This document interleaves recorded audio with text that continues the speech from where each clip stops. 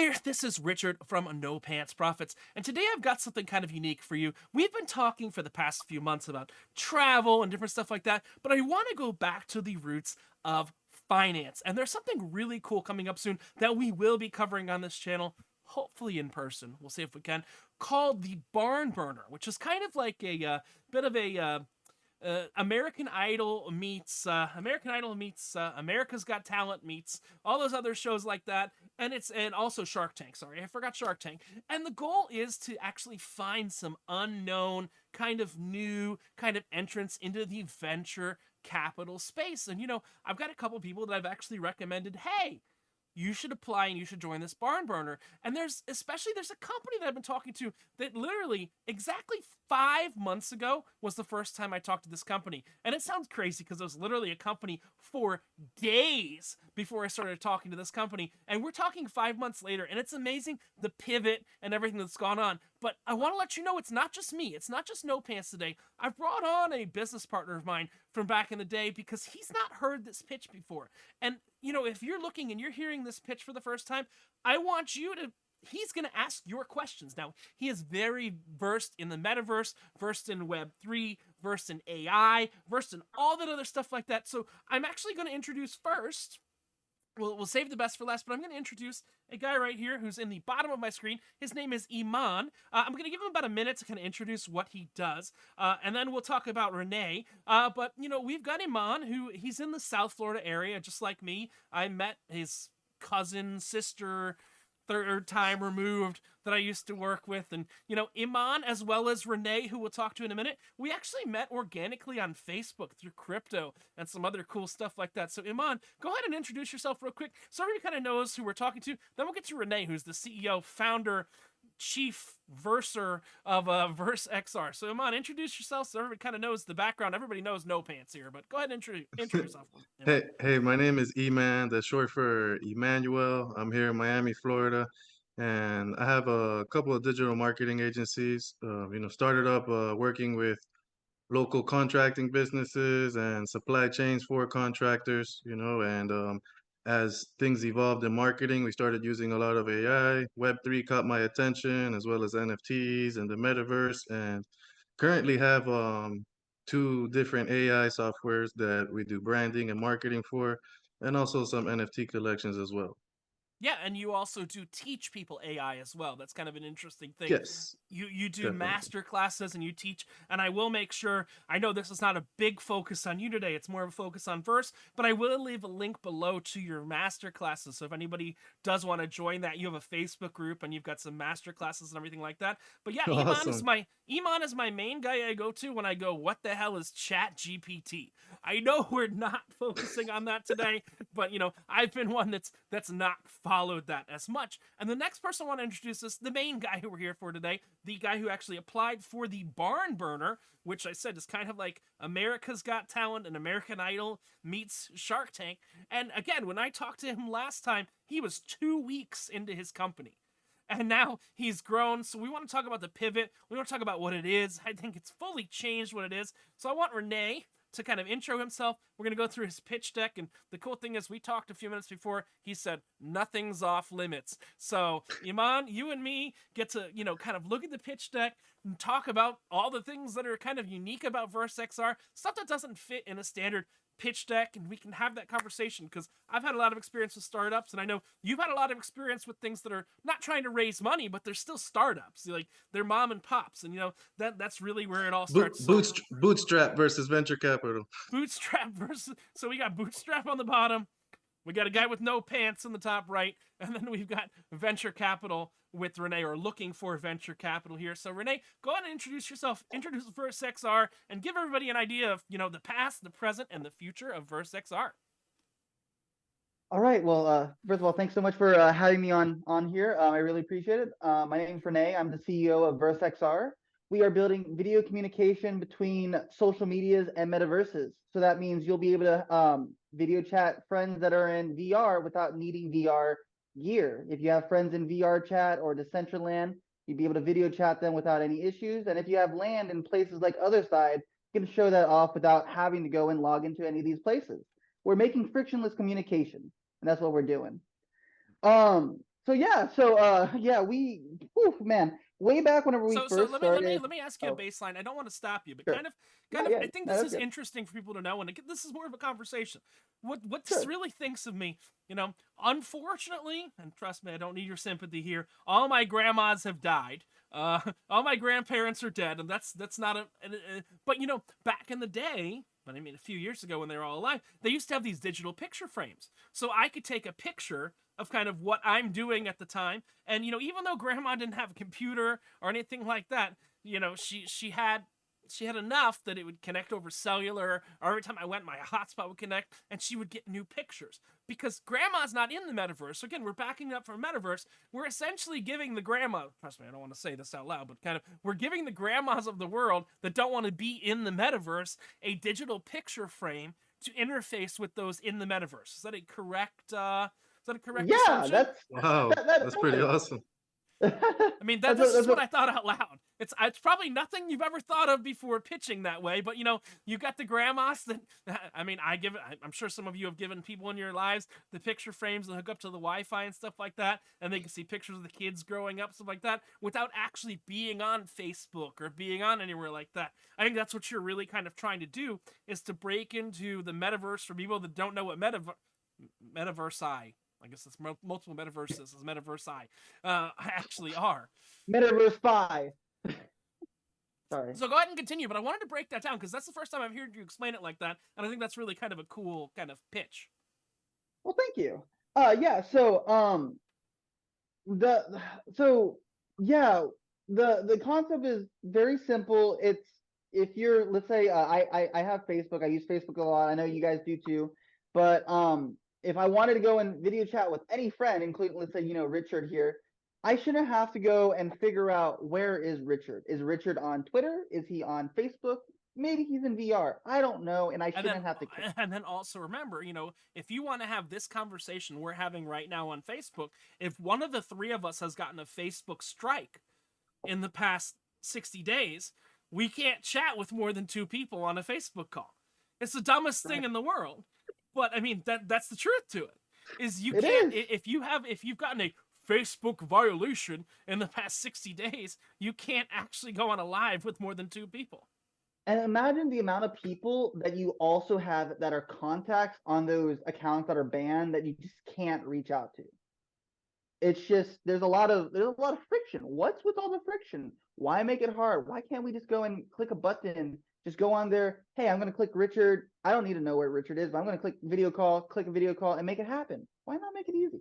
So yeah, that is what we're doing currently. So And you're trying to become the blue bubble of the iPhone. Whether you're getting me on a phone number, whether you're getting me on an email address, whether you're getting me on a second phone number, the idea is you're going to connect to Richard No Pants, and wherever Richard No Pants is right now, you can get in touch with him. That's the goal. yes, Because I mean, right yes, now, I have to I have to tell people, I'm like, look, if you call me on the phone, I'm never picking up that damn phone. But I mean, hey, look, we're past the point where YouTube cares. If you go to the metaverse and you show me your virtual boobies, I'm just saying, in theory, I might turn around and look. I'm being a joke. It's a joke, but I mean, maybe it's not. But that's the main logic there. Is the goal is that you can get to people wherever they happen to be. Correct? yes, that is correct. That is the bottom line, is that no matter where you are, you should be able to have frictionless communication. We're building what we are calling metaverse infrastructure, allowing the intercommunication between platforms. And metaverse shouldn't be subjugated to some, word that some company paid a lot of money to go and brand themselves as. Facebook. We should. No, but I mean, that's the good logic. Because essentially, these metaverses, I'm going to use an Apple word right now. They're walled gardens. They don't communicate between each other. Correct. Correct. You can't send a blue bubble message. We're going back to iPhone. You can't send a blue bubble message to an Android person. It's just not Correct. possible. So It what is. you're trying to do is in the we're going to say real world in the metaverse, you're trying to make it so that, even if you're not a blue bubble person, you can talk to blue bubble people and seem like a blue bubble person, correct? I mean, Exactly. I'm just trying to relate it to the real world. It's very similar to that. Yes. It's all about those walled gardens and everything like that. So I guess my logic is that was not your original plan, was it? You had a different plan.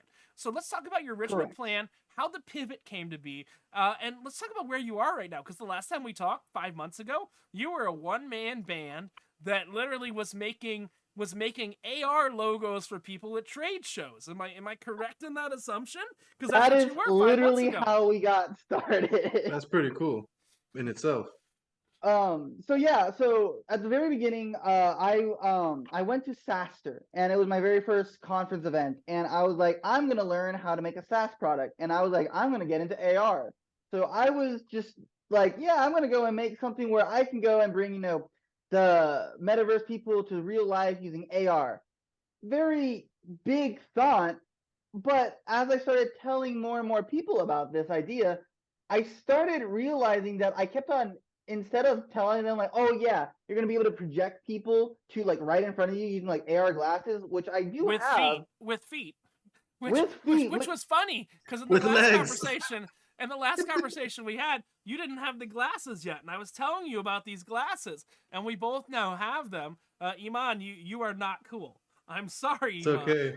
yeah, Iman, you Wait, got you gotta wait. get one. I'm top G. Just throwing some we were LEDs in talking there, about these you'd be good. glasses, which they have little. I have a DSLR here, so I can kind of show. They have little Oh, you screens can. inside of them. Nice. Even though I'm in a dark room, I can actually see it because my main camera is actually a DSLR camera. But even if I were to kind of let me put some light on, essentially the glasses have a prism inside of them, and they're giving Oh, you a full HD screen inside of them. And this is what a lot of the companies are building. 210 inches. I mean, even Samsung yesterday at the announcement of the new Samsung phone said, hey, with Qualcomm, hey, we're working on a product to take on Apple's AR glasses. Because, I mean, that's kind of where everything's going, is to these AR glasses. And look, Apple will probably be last to the game. This is a really, They really cool are. product. But Oh my I god. mean, like Apple was last to the game in waterproofing. Apple was last to the game in wireless power. But if you take a look at the wireless power consortium, who decides wireless power, the second version of wireless power is going to have magnets in it, like MagSafe. Yeah, Realistically, that's the true. last player to the game gets the worm. It's kind of weird. I think Eman even posted. Was it Eman? Did you post the rabbit thing and the turtle the other day? Was that you that posted that? yeah, definitely. Yeah, so Eman posted something that showed, they always say that the rabbit wins the race, but you know what turtles love eating? What do they love eating, Tortoise. Eman? Tortoise love eating the hair. Tortoise love eating rabbits. I Rabbits. saw a gang. I saw a gang of tortoise tearing apart a freaking rabbit to So, shreds. as weird as it sounds, you guys are kind of the tortoise hero. That's in a good way. So yeah, so your original goal was to kind of link up inside of the metaverses. It wasn't to connect the multiple metaversi together and make the blue bubble for the metaverses. So Correct. what was? I guess this is a question we haven't really discussed yet. What was the aha moment where you had that pivot? What was it when you Yeah. said, "Damn, that's the," because they always talk about aha moments when it comes to startups. Yeah, I had mine own too. So here's what happened. I started really getting into this idea, like, yeah, I'm gonna be bringing people to the real world using these AR glasses. I was so sold on this myself, at like the founder. Like, this is how I'm gonna do it. And I And you were started on your thinking own. You more. didn't have a team or anything at that time. I was just by myself still. I did most of this by myself, but I'm very, very, very grateful for my team, and we'll get to that here soon. But basically, there came a point where I was talking to investors, and I was telling them, yeah, you can go and like talk to people, like just video chat with them. You don't have to go and have these AR glasses. Like, the AR glasses is a really cool part, but like, yeah, you can just be on your phone. And then I started realizing that, like, wow, it's really simple just to tell them, like, hey, you don't need all this extra tech, just make it simple. Why am I so focused on bringing, like, I'm not focused at first on a solution for an existing problem. I was trying to create a solution for a problem that wasn't even out yet. Right, because I mean, nobody has these AR glasses yet. You know, and look, Very and few people. again, you know, the funniest thing is, I think it's so funny because I go on a lot of cruises, and you know, my favorite thing is I will sometimes sit, take a table, and drink right in front of the watch shop on the ship, and I will count how many people go in the watch shop because everybody thought these damn smartwatches were just a fad back in the day. You know, that's the reality. So, you know, but something had to get people into it. You know, you Yes, had to get they had to lower the price and they had to get people into it. Apple's talking about exactly. releasing these glasses. They're going to be $3,000. Look, let's be honest. They will probably be the one that's going to get the most adoption of anything. Look, no one's bought a HoloLens. No one's bought no one's bought the what's the name of that one that was really popular? Not the Oculus, the one the Magic Eye, the Magic Leap, the Magic Eye, one of those like that. Oh yeah, those ones. They're I just actually saw those they people actually the other live right day. around the they actually are right around the corner from me. And It's I've used just them that all comes before. down to branding, bro. You know, But it all this comes down Apple to has the branding confidence of their and market. accessibility. And I think what Yes, Renee's really focusing on is the accessibility and the barrier to entry. So that's what I kind of want That's you correct. to focus more on amazing. is, hey, look, I can pull out my iPhone or my old ass Android phone or even this Android phone that I got stacked right here. This is something that didn't sell for shit. This is the Windows folding phone, and Oh my God. even the Windows folding phone, yes, that's a real device, can join the metaverse. I bought it on Woot for like $150. I kind of just wanted one of them. This is the first generation Windows folding phone. It runs Nice. Android. Who gives a hell? Who gives a shit? But I have that's really what respect. it, All right. but essentially, you know, the idea is anybody can get in. So when you Yeah. came to that aha moment, where was your pivot? Where did you start building? How did you start pitching? How did you start changing? Because I want to take a look at your recent pitch deck, and I want to be able Yes. to ask questions on your pitch deck, but I'd Yeah. rather talk about it high level before we dig into Hmm. it, if that makes sense. Absolutely. So, run that question one more time. I Yeah, so blanked out like for a you second. had the aha moment where it was connecting Yes. people. What did Yes. you do after that to kind of change Oh, everything? this is the really crazy fucking part. I, whenever I came to that aha moment, I didn't change my product. I just pivoted the way I started talking about my product because I didn't actually change what I was doing. I was still bringing video communication between a PC to a mobile device using a metaverse. I was still doing the same thing. All I did was I changed the way I talked about it. People at first were like, they didn't get the whole VR, like, oh, well, I have to have all this stuff. And I was like, you know what? I don't need to do all this. I'm already doing enough by allowing the communication. I just started making it simple. Tried keeping it like my description to people, like, yeah, I did like 2, 3 sentences, like very simple, and people started getting it. People started like really being like, oh, there's some like real value there, like, because now we've taken away a lot of barriers of entry. Now we're starting to go for frictionless communication, and we start creating this interoperability. And the coolest part about my product is my competition. So my biggest competition right now is actually Meta. And Meta they have has no currently. legs. They don't have a leg to stand on. Oh man, wait till I get into the whole legs thing because I got solutions all day for this thing because we're gonna get into that. But Meta is actually my biggest competition, and I couldn't be happier because they show exactly how private equity in general looks at companies and how to grow. And I'm going to be tackling it from a point that no one else can tackle. So, with Facebook, with the Horizon World, you have a couple barriers of entry. You need Let's hold on. the Let's new. just for those Oh, watching, let's sorry, define sorry. what Horizon Worlds is. I think that's Yes. important. The three of us sitting on Okay. this call know what it is, but let's Yes. define what it is. So Horizon World in Facebook's VR world, they have a thing called Horizon World. It's their flagship VR metaverse. It allows you to go and communicate with other people that are in that same metaverse. And after the new headset came out, they allowed connectivity between those worlds and people to video chat to those worlds, and it Okay. gives them their own little avatar. Fantastic. That's what they did. Now, the cool I part mean about that's this. something. Correct me if I'm wrong. That's something Second Life did 20 years ago.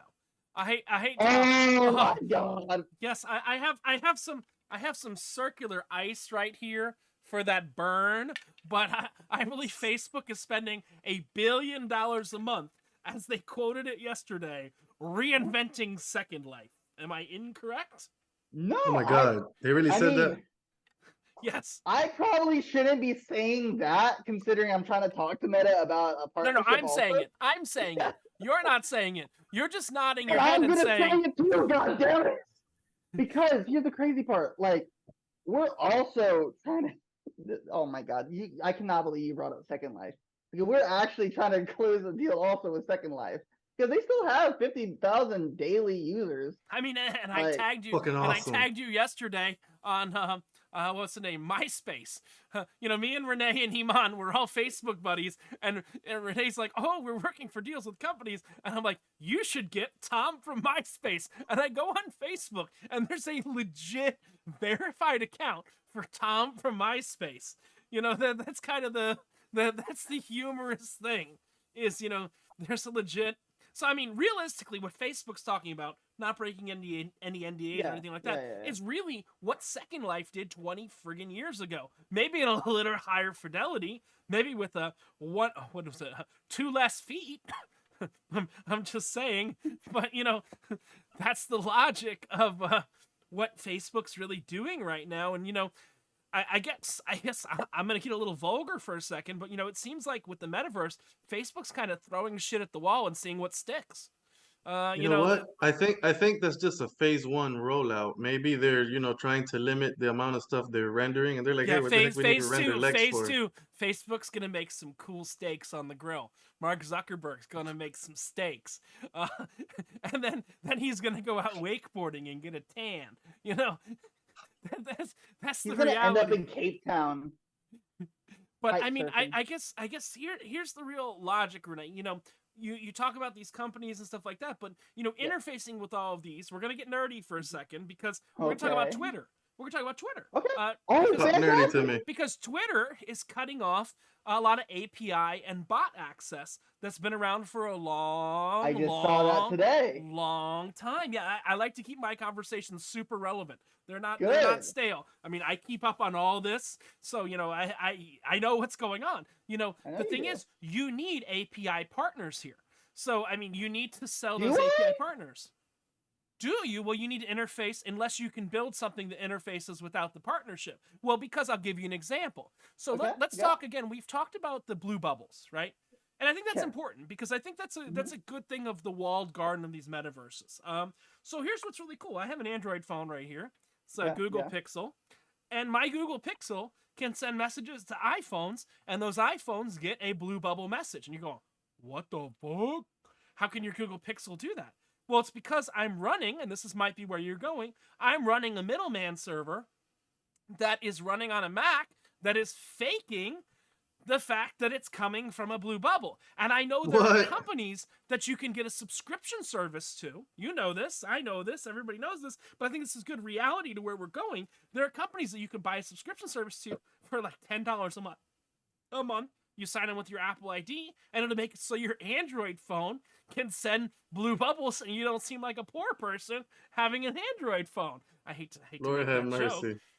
but I mean, so you know, you can put something in the middle and build your own API in the middle, and that I might have just broken the case, and I'm sorry to have done that beforehand, but I'm just thinking about blue bubbles and walled gardens. So you continue there, but that's where I'm thinking. No, I mean, realistically, we are a middleman in a really weird sense. Like, we're a middleman because we are directly the one. Actually, you know what? Let me say it this way instead. There's a pendulum effect in a lot of industries between DeFi and centralized anything. Well, Happens you're in talking about banking, you're happens not in a really lot of talking things. about DeFi. You're talking about like DB, DBiz, like decentralized Decentralized, business, like decentralized decentralization and versus centralization. centralized. So, for a long time, if you really think about it, we've had all of these metaverses, all of these social medias, are really decentralized, because they're all their own decentralized platform, their own these platforms that are not, Right, but there's no centralized system. Facebook has gone down multiple times because people have Yeah. put wrong commas in codes. So has Google. So do you remember when Yeah. Google broke the whole internet like a year and a half ago because they put an extra comma in a code? Is that really DeFi? Because Google's running the 1.1.1.1 DNS server. So when Google broke, what happens to that DNS server? It I took forgot down that the whole happened. internet. I forgot But that yeah, happened. that Wow. that that technically also could happen to us. But that's what we're doing. We're creating a centralized system so that way in Twitter, and this is why whenever you see the API thing, like yes, in theory we could have just done an API to allow all this access, but I'd rather have it custom where we can make this all centralized through our own servers and allow it to where we run everything. We don't companies Right, don't need to but worry but correct me about if I'm wrong. Your costs yeah. go insane going that way. Yeah, I mean, Oh I'm boy. not I'm not talking about $1 billion. I'm talking about batshit crazy needing your own data centers insane. So Yeah. again, I know we're way too early to talk about this, but in order to No, we're have, not. hold on, no, we are. Hold on, let me tell you where we're going. The only way you can scale to that level is via an acquisition, realistically, because you're not going to be able to build that out on your own. Because Amazon server time is expensive. Azure server Very time, expensive.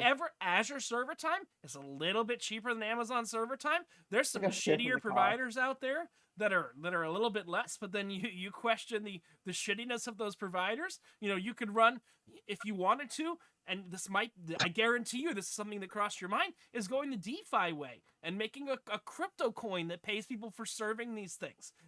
As weird as that sounds, that's probably something that's crossed all founders' minds because a lot of people have gotten away with that. There's decentralized Yeah, storage like solutions. validators. Yeah, Yeah, like just validators. scaling up a cloud server, as your needs grow would be pretty simple. Right, but again, So I guess that's the logic. And then trust me, we're gonna get to the big M word in the room, which is monetization. But we won't get there yet because I want to hear about more of what's going on before we get to the M word. But this I all leads to the M word because you are I talking to someone in the VC field. I actually think we might need to even start bringing up the pitch deck because I Let's do have it. actually Let's all do this it, Rene. in here. Pull up So your yeah, pitch deck. okay. Pull up Share your pitch deck. screen. We're gonna go through it. We might have talked through some of it beforehand. Uh, Now this is something I will full disclosure. I have actually seen this before. I flipped through it. I'll be honest Not with this you. one. Oh, not this one. It's a new one. But I've not flipped through this sober before, and I don't think the three of us are really flipping through it sober. Renee's got his soju. Jeez. Eman's got something, and I've got bottled Long Island iced tea mix because I'm a classy bitch. But let's go ahead. Let's look at the VerseXR pitch deck because I think that's. Are you wearing in that? Is that Photoshop? Or are you actually wearing like a mocap suit? It almost looks like a mocap suit, Rene. So let me tell you about the photo. So that photo is a very unique photo. That is a 3D render of me from one of my partnerships. Okay, I added like a the 360 extra. photo booth kind of thing. I mean, I'm not trying No, to put it down, but I'm just trying to say. no. I took my phone. I scanned myself, like not scanned, but like videoed myself, and then I got my own character, and it's from one of my partners. And that character, I Can you can add disclose custom that yet, clothes. or you can't Yeah, disclose yeah, that? yeah. I'll actually Bro, show your it to your you guy live. got chanclas. Your guy got freaking slides. Hell yeah! If you, if any, okay, Rene is gonna get chancletas. I if thought any, that was an Iman thing. I thought only Iman got chancletas. I'm no, just no. trying to If you say. meet me in person, any VC, any angel, and every single person that has ever met me in person, I'm always wearing flip flops. I don't care what event I'm at. I always wear I'm Hawaiian talking, I'm shirts. pitching. I don't care either. Yeah, So we'll I'm toast to very that. comfortable. Yeah, toast to that. Cheers. But And yeah, no, this is. I very rarely wear pants, but I had to go out and play poker tonight. But so Oh boy. let's talk about this. So what's the name of the company Yes. that did this scanning? And this did it. Just correct me if I'm wrong, because a lot of Android phones going back to the S20. I hated getting rid of my Samsung S20. Actually had a 3D scanner on it and a lidar scanner on it, but this is literally doing it with just imagery. Correct? No Yes, depth, just nothing like that. I do have an S22 Ultra for my VR I glasses, my AR glasses. Right, but the problem is the S22 Ultra, and I have my S23s on the way. I ordered it yesterday, and I there's have the no S21. LiDAR. I had the S21, but it was back the S20 that actually had the scanner in it. that did the depth sensing, and I could actually scan things. It's in my bathroom, but I won't go get it right now. Did it have LiDAR? Yeah, it had LiDAR on it. I could That's scan my head, and they got rid of that sensor because no one was using it, and I actually scanned my head and 3D printed it. So this is doing it. I mean, What was the? this picture taken with an iPhone? It was taken with this iPhone right here. Okay, And so I it want was to make taken sure with an you guys, iPhone, which does not have LiDAR on it, as far as I know. this one doesn't. Some do. Some of the newer ones do. But this one does not. This is an 11. This is just like an 11, like the regular one. It's like really like shitty. But it's Now, is that how a people full take 3D video. image? Could you rotate that if you? I mean, not where it is now. Yeah. I understand it's a Yeah. picture, but in Yeah, we reality, could. that is actually a full 360 image that you Yes. could rotate. Before It's an my OBJ model, right? GLB. GLB. Okay. So before this happened, I on my website, I actually think I could probably pull up my Sketchfab account for this, but before my website got taken down because I can't keep affording these website costs currently. Yeah, I actually had my 3D file on my website, so that way you could just turn around on it, just so that way you could have proof that it was a 3D file. Yeah. It wasn't just me, doing So whatever. wait, what's It the was name of the company that did that scanning? We never got that out of your mouth. Yeah, so their name is called In3D, and I'm gonna show them in my partnerships tab whenever we get to that Okay, tab. so let's move on. I just want to know who it was. So yeah. So I'll give you guys the whole Yeah, I was curious too. pitch straight through, and then we're gonna give go us the back pitch. to I it do all. want to be able to kind of stop and ask questions because that's what you don't get to do during a pitch deck. So Eman, feel free as well. You could stop and ask questions because we all drinking. We ain't got no script memorized. You're pitching me. You're pitching Eman, and I think it's kind of a cool thing to do. So go ahead, give us the pitch, but we'll stop you where we need to. No problem. So, all right. So for everybody, again, my name is Rene. I am the CEO of VerseXR. We are building social media and metaverse video chat evolution. Let's go ahead and get started with this. So first of all, communication currently has a lot of friction. If you go and start talking right now the way we are currently, we are talking through Zoom. But if I was in VR, it'd be a lot harder. We wouldn't be able to actually have this chat. I couldn't show off my VR house. I couldn't show off my VR character. And most of the time, you'd have to do a ton of like hacking just to make it work. So Can I ask a question? I have a question for you. Yeah. And I think this is useful. This is good. This is a dirty question, but a question nonetheless. Because I'm sure if you've studied technology, enough, why it's a dirty question, and it's 1 o'clock in the morning, 2 o'clock in the morning. If you study technology enough, you know what chose VHS or Betamax and what chose Blu-ray over HD DVD. You know what industry adopted VHS and adopted Blu-ray to make them actually become real media? Do you know what industry was first in streaming media? The adult industry. The adult industry. Say porn. Porn. Yeah. You know, as weird as it sounds, again, I believe business is business. Hey, you know, credit card processing systems online came across because of that too. Yeah, bro. no. I like to mention that because when you're talking about friction, again, I'm not going that type of friction, but friction in order to get people in. That's an interesting platform that you might have not looked at yet. And again, to a lot of VCs, it might not be the most attractive thing in the world, but if you were to have an element that went into that, that's kind of interesting because that has decided a lot of technology's fates. Actually, so one of the cool parts is if we get this actually integrated with Second Life, we're gonna end up having a lot of that because I don't know if you know about Second Life's current demographic, but it has a lot of that. And yeah, that's fantastic because Second Life doesn't have rules. So a lot of people that got pushed off of OnlyFans and stuff like that were like, "Oh, look, OnlyFans can no longer have sex on it."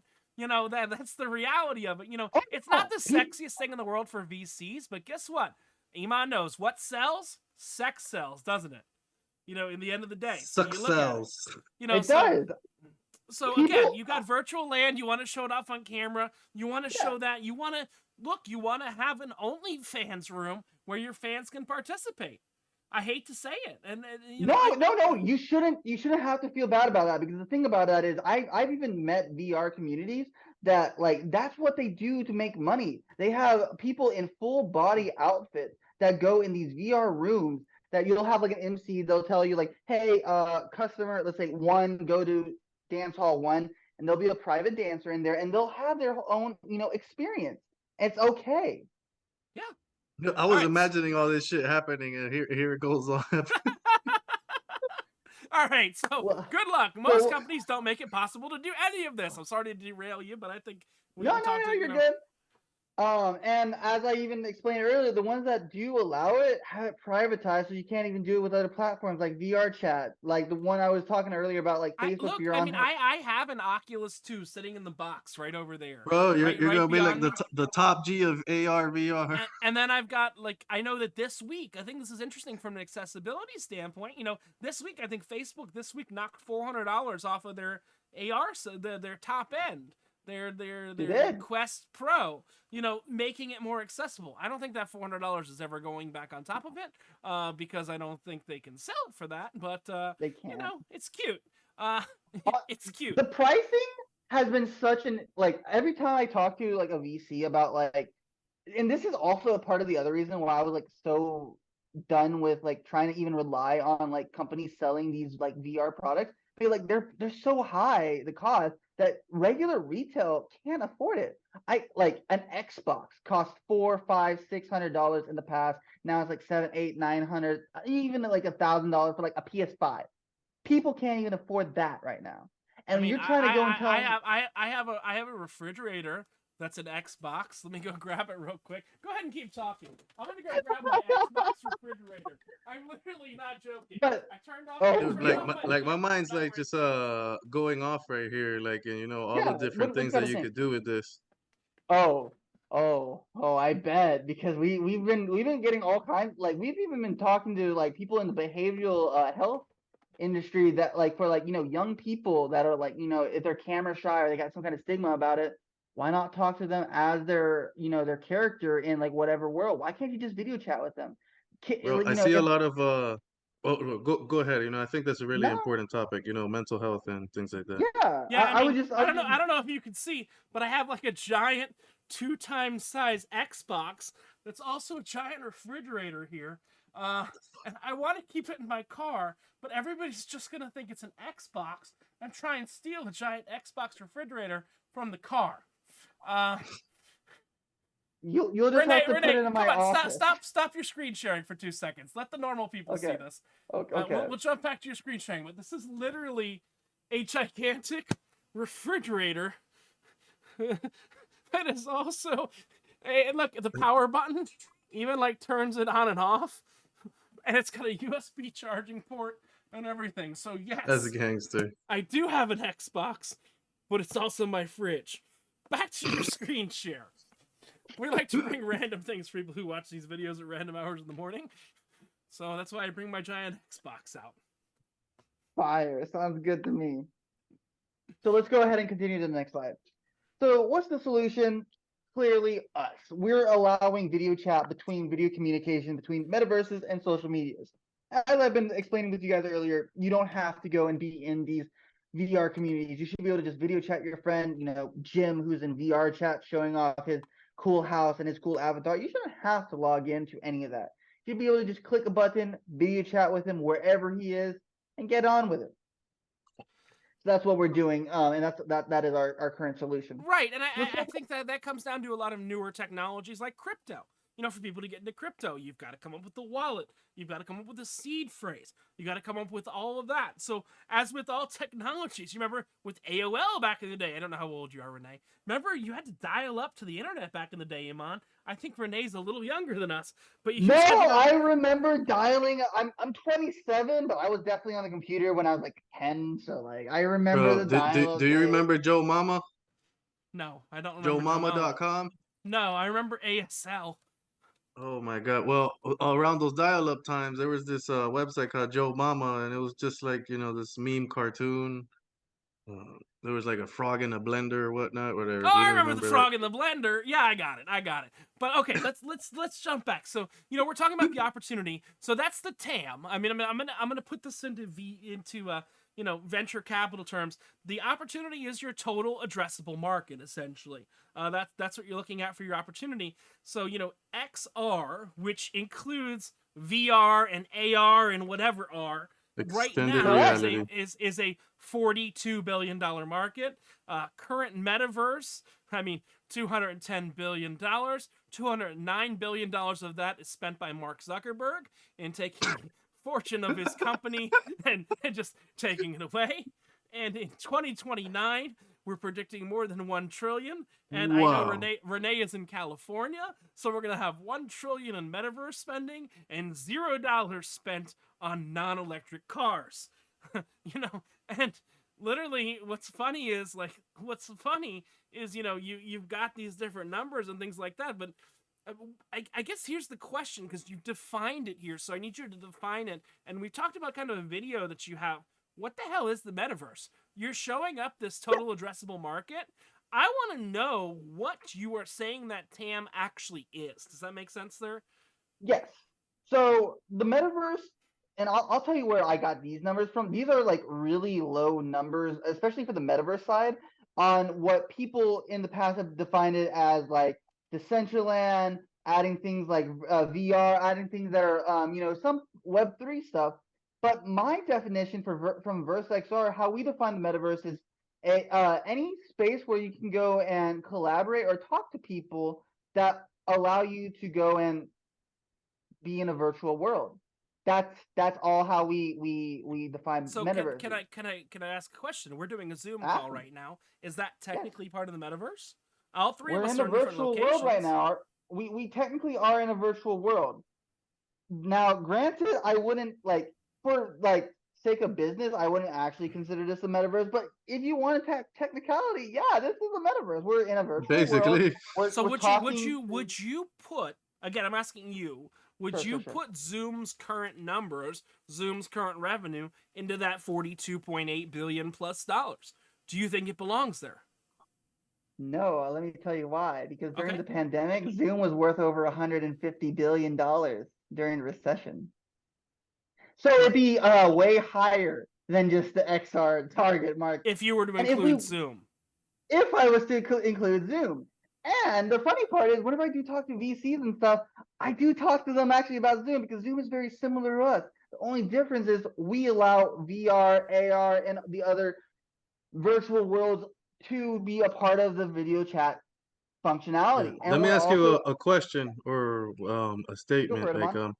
um I'm in the, like mastermind space, and I was really excited about Decentraland and Sandbox, Mm-hmm. but I just saw like the number of daily users or Yeah. whatnot, and I just saw the problem of like trying to hold masterminds in there and stuff like that, the barrier to Mm-hmm. entry, because but now you can like basically hold a mastermind in any of those virtual worlds, and people could just access it from using your software Mm-hmm. instead of having Correct. to jump into Decentraland and go down the whole rabbit hole. You know what I mean? They could Correct. just But if you have a friend that was, let's say you had a friend that was working in Decentraland and he wanted to join the video chat with the rest of your team. What if the rest of your team wasn't in Decentraland, but he was in Decentraland, but he wanted to log in from his Decentraland account? Why can't he? Why can't your other teammates that are maybe some of them are okay. working in So let me VR? stop you. So Yeah. I'm holding the mastermind and crypto voxels, and Okay. my friends Okay. in Decentraland. Fantastic. Why not allow the video chat between them two? If you have Awesome. a group chat, why can't you just let it happen? You guys are both in virtual worlds. It's not much harder. The tech's been around for like 8+ years. No one's fucking done it. Right. Well, So Facebook. if we're looking at the market and the opportunity, let's go to the next slide Sure, so sure. we can go through the whole pitch deck here. Sure. Traction. So traction. This one, actually, believe it or not, I really don't even care about this slide anymore because we've just grown. Like I built this deck like a couple weeks ago, and it's already just like not even like Yeah, I relevant mean, because like like we'll even see. though September 15th, 2022 is when the company yeah, was started. Did you even have your LLC or anything like that? Or it was just a seed in your head the last I time we still talked don't. on October 3rd. On October I still 3rd. don't. So it's now February 3rd, you know? No, it's so the funny part is like I'm a real DGen, my guy. I Oh, came I into this love with a DGens. I came into this with no money. I was like, you know what? I'm just gonna build, and I don't care if anything's gonna like. People are like, well, you got to protect your IP. You got to protect all this stuff. I'm like, I don't care. If people want to go and take it, fine. They can take my name or whatever. I'll fucking still build it better than them. Go to market them better than them. If they want to compete with them, compete with me. Let's do it. I'm willing to go and do everything. So like, yeah, I was.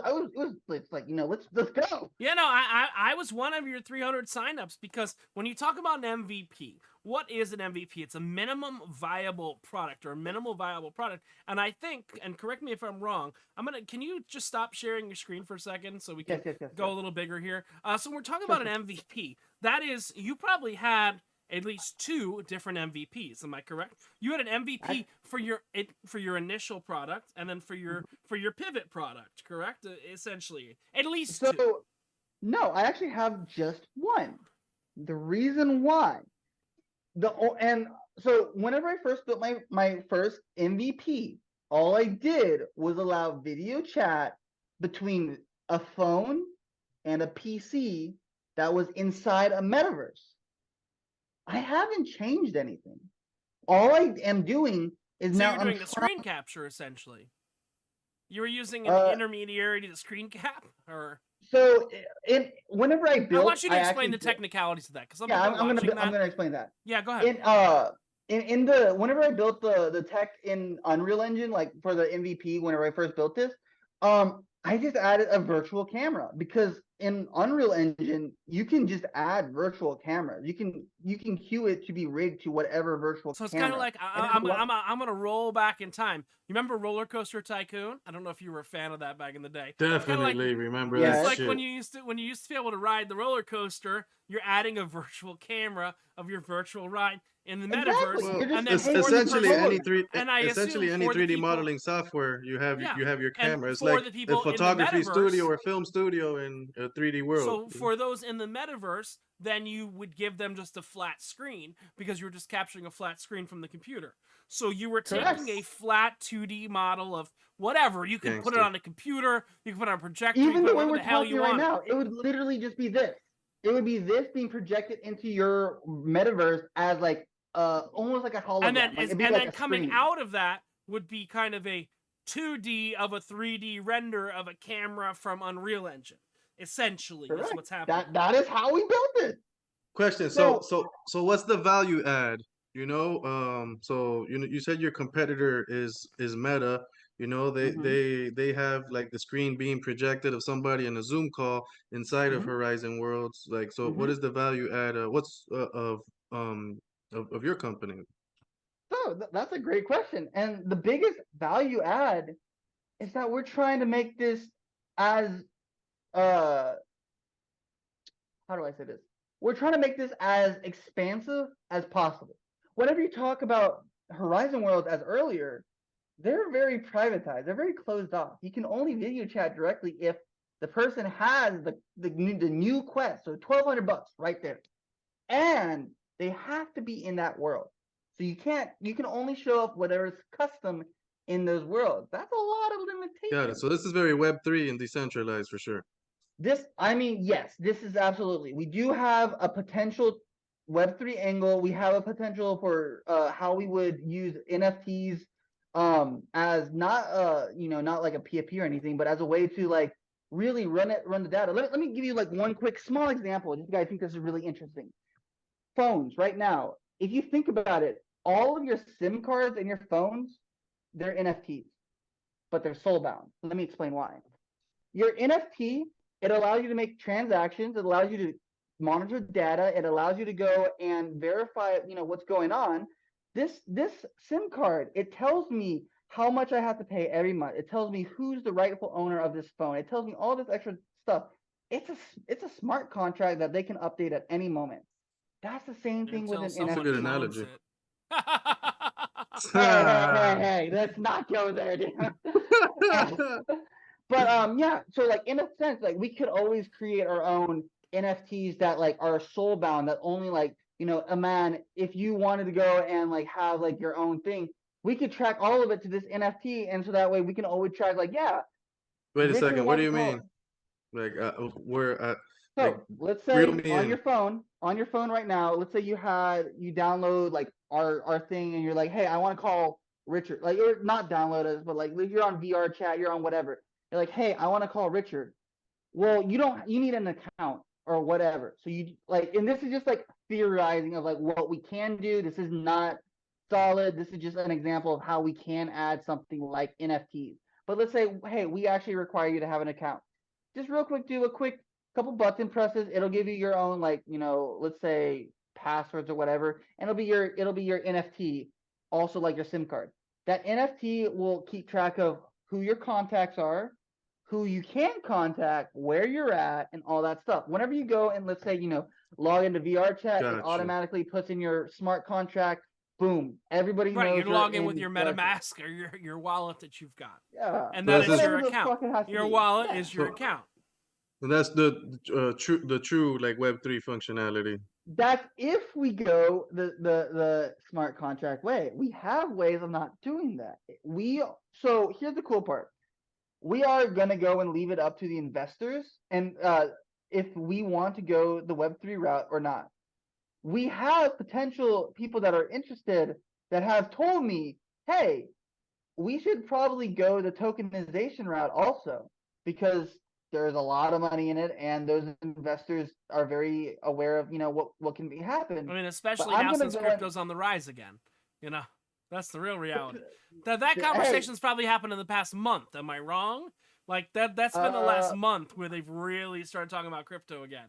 Where Bitcoin's been up like 30% in the last month and stuff Well, like yeah, that. yeah, Bitcoin is the grease of all the blockchains. If Bitcoin's pumping, everything's gonna be running. that's true, and it's just it has so much like market share. Like if I'm on like Bitcoin's chain and they go up, my coin naturally goes up.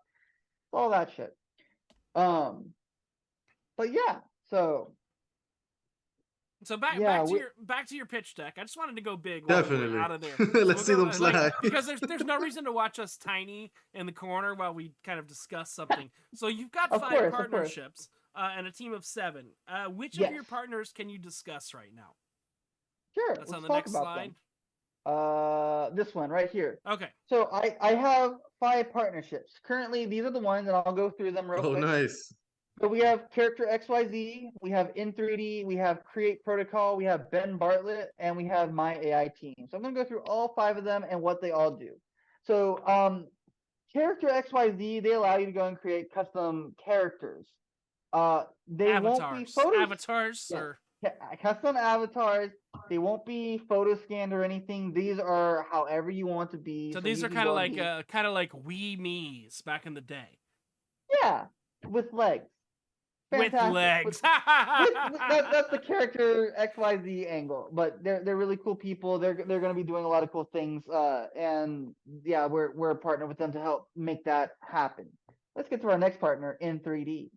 In3D allows see it's the opposite of character XYZ. Character XYZ, you didn't have to photo scan anything. You just create your character as you want. But In3D, and that's how I made my characters, all you need is a phone. You just take a video, you take a character, whatever, and you can have your actual face, your character on your screen and be Yeah, and your be your I'm looking in model. the App Store. In3D is literally in the App Store right now, and you can Yeah, download it if you want to. they're partnered with NVIDIA. They're partnered with Unreal Engine. In fact, you can even use them in Unreal Engine in Unity. You can use them in a lot of things. In all my AR videos, any AR video that has a 3D version of me, that's all my In3D copy. Even earlier at the very beginning of So the thing, where does character XYZ exist? So character XYZ is the opposite of In3D. In3D is going to allow us to go and if you want to make it just exactly like you because you want to be you in the metaverse, In3D is your best person. If you want to be someone else, you want to make your own character the way you want to be in the metaverse, character XYZ allows you to do that. Those two are kind of creating your models essentially. Correct. Now, Your in your what metaverse platforms? identity. I guess the loaded question is: in what platforms right now can you import those models into? Since we aren't live with anybody, we can't import them into anybody. However, depending on what Right, platform you but are on, does In3D or Character XYZ have any partnerships right now that you yes, can import things yes, in? yes, I'm not yes, saying you, but I'm saying like yes. with those you So can like import into certain metaverses and stuff like that that already exist. in 3D actually has like some insane, like if you ever see like people on GTA doing those 3D models Yeah, of if you want to themselves show and that video real quick, I know you've got it queued up. Just I know we can't get oh audio over oh Zoom, this is but a I GTA, think man. I'll very show this. relevant. Yeah. Yeah, so Hi, my name's oh Oh, Rene, so and the I'm the audio's CEO coming of over, Rene. VerseXR. I wanted to talk today about the I'll metaverse. just play the The video. metaverse is a broad word and means different things to different people. However, for us as VerseXR, we look at more like a digital world. Companies that have VR capabilities like VR Chat and Decentraland are considered metaverses. Companies that have a virtual world to share like Otherside and Second Life are also metaverses. World of Warcraft, RuneScape, and many other MMORPGs are also considered metaverses. These all contribute as virtual worlds where people can collaborate and engage with each other. Some show off cool clothes and in-game houses, some enjoy being able to chat with friends as their virtual character. But what if we could video chat with our friends as these characters? What if you were in other side showing off your virtual home to a friend in the real world? Or video chatting with a friend who doesn't have VR like in VR chat? VerseXR's goal is to make this possible. So follow us as we attempt to make history. Thanks. So yeah, that's Gotcha. actually the audio and everything came over. So we can jump back Wow, to I'm we can surprised. jump back to your pitch deck. Now it was a little buggy, but that's purely That was due to pretty Zoom. dope. That's purely due to Zoom. So- So in that partnership, and again, Yes. if we can't go there, we can't go there. But I like to have Sure, these sure, sure. discussions as best I can. Is there money exchange, or is it a handshake, or where are we at right now with that? So because and this is just because of I'm so degen that I don't have legally a company even. I built partnerships, I built a team, and I built a whole lot of things. I'm not legally incorporated. I'm taking on a lot of risk solo currently because I don't have any of these business accounts. I don't have the funds for that. I'm currently right now actually trying to raise from angels that I'm trying to secure some deals so that way we can get that taken care of. But all of this right now, none of it's incorporated. None of it. Okay, so let's Anybody go to can create. watch Let's go it to and feel create it. protocol. Let's understand what Sure. they do. So Create Protocol, they are a Web3 crypto tokenization thing. They have Okay. their own token. So that's they your do it- other way you can go. When you were talking about Correct. two ways, whether you go Web3 or not, you've got a partner in the Web3 space if you decide that to go the will Web3 help way. us if like through the whole process because I'm friends with the CEO and we're if we want to go through tokenization and we want to make sure we like optimize it and not like there's a lot of rookie mistakes that people get into it when they're trying to do tokenization. People have done that already. My friends who have Yeah, done you that, get into the they're- ICO space. Again, you know what I generally do. I bust crypto criminals. Let's not lie. So you start going to the ICO space, you start raising money outside of the SEC, you get yourself in some deep doo-doo. And you're not Correct. going there. I'm just saying that, that's the logic is you have to be very careful when you Very tiptoe into that careful. area. And I that's could why that's really a second option for you. I think you'd rather go the non-tokenization route if you can get the right VCs. So that question is very hard for me to answer because we do have option for SaaS.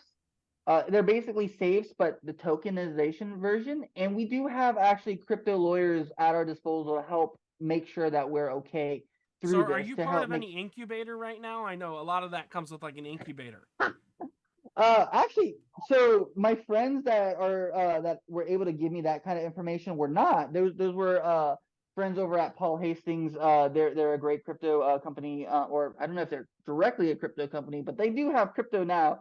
And we have some friends over there that like if I needed to talk with them, I could go and message them, and we can go and like hire them on to help make sure that we're that's good. the logic. And then I assume Ben Bartlett is just a local candidate for you. Just doing some So funding. Ben Bartlett, believe it or not, is actually kind of our lawyer also. So Ben Bartlett, yes, he's Berkeley's city councilman, but he's also a lawyer. He has a legal team, and his legal team is the one that's currently actually taking care of us. So he's elected and not currently running, correct? It's not like a currently running yes, campaign. correct. Okay. He's currently elected. I believe. I need to double check that before I mean I already said it, but I'm pretty sure he's elected already. And But yeah, we've got so, my AI team, which I think all three of us actually know through a mutual contact. All three of us actually, crypto cookies and my AI team, Yes. and his name is slipping me right now. And as weird Jeff as that Caldwell. sounds, Jeff Caldwell. That's the The what we call man. the weird ass glue that holds the three of us together. So I want to That click. Let's I love click that back dude. 2 pages because I think that's Okay. interesting because we went forward and we're probably going to go forward 1 page in a minute. You've got the company started. You've got a team of 7. Let's talk about how you went about building your team. Show your team slide real quick, and then I want to actually go to full screen of us so we can kind of talk about that. So Oh, this wow. is the full. This is okay. This is the team I have on paper. Team of They're- Degens! See, I'm They're- familiar with Austin. oh, Austin. Good. Yeah, he's good people. We do have a couple people that are not on the deck because we are waiting to be fully funded because they have opted to go and be off of our paperwork until I can go and supply them with our contracts and everything, which is totally acceptable. And I told them no problem. At this stage in the company, it's totally acceptable. If you Totally were acceptable. If you were to get $500,000 from a barn burner, well, then you got to found a company and do all that other fun stuff. Hate to say it. Yeah, exactly. But that's a good problem to have. So let's Question. go full screen. We've seen your team, so if you can exit out from the screen share, I want to know how you went about building your team. But answer Eman's question first. He had a question. Sure, Go ahead, Eman. sure. Well, I was gonna say, what is the partnership that you have with my AI team? Like, how are you integrating, or like, what are you doing there? So here's how our partnership works. If I need anything, any assistance, anything, literally anything from Jeff, no matter it can even be outside of my AI team, I can just reach out to him and have it. If we want to integrate anything of his into our product, I've got the green light. He's one of our advisors, and he's very bullish on us. He's been a very Awesome. good friend to me, And Jeff is one of those guys. I'll tell you again. And I don't mind putting a link to his things below, but like please, Jeff is one of those guys. No, but Jeff is one of those guys who's done very well in a crypto bear market.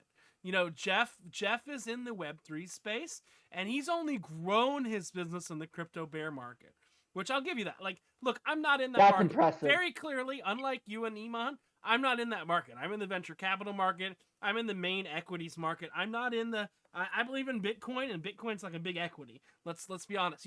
It's fair. It's good. Jeff is in the NFTs. Jeff is in all those other spaces like that. So, I give Jeff a lot of credit for what he did. I don't follow it the way I do, but I don't speak a bad word about Jeff. Plus, let's not lie, Jeff has a pretty hot wife. I got it in my AI masterclass. I don't want touched Jeff some to points think I'm there. coming for his wife, but Jeff has a pretty cute wife. Sorry, Jeff, if you're watching this. I'm sure he'll be watching this. But I guess that's the logic, is how did you go about figuring those 6 other people, I think 7 is including you, figuring those 6 other people you needed, and eventually, because eventually you're going to need, I have to ask this question, because eventually you're going to need the funding to pay those people. They're not going to work on equity forever.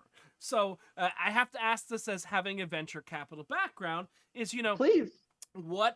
how did you figure those 6 other people? And with those 6 other people, what is going to be your monthly burn rate and cost once you bring those 6 people on full time? Have you calculated that? Have you done anything like that? I actually have I guess that's the logic. cap table that I'm not sharing my screen, so I can pull it up to the side so I can. Right, but let's talk about the give 6 myself people some- first. I want to make it through your main presentation, but I also want to ask relevant questions that a venture capital person is going to ask, because I've been through enough VC pitches in my time. And what's cool is we don't really have a crazy time limit here, so we can ask any questions we want. Yes. Our crazy time limit's when the liquor runs out, and I got a whole lot. well, goddamn. Okay, so let me go ahead and go back. So back in December, I finally finished. I finished my MVP. I finished my deck. December 2022. I want to define the timing. December 2022. I was like, wow, I've got a whole lot of shit. I've got so much traction. And one of the things that I still had so much pushback from a lot of investors were like, hey, you don't have a team. So I finally broke. I was like, you know what? I really don't want to have a team, but I was like, I'm going to go ahead and start accepting it. So I went to my friends, I went to social media, like, hey guys, I'm looking for putting together my team. Yeah, and I'm really I'll nervous. admit I saw that, and look, I don't work for other people, but Yeah, that's the reality. I think I even troll shit posted some of your things because that's what I do. I'm a troll shit I'm okay poster. with that. But I like that. Yeah, I called them the troll of trolls today. Oh, wait till we're down the line. I'm sure he'll meet the other side of me.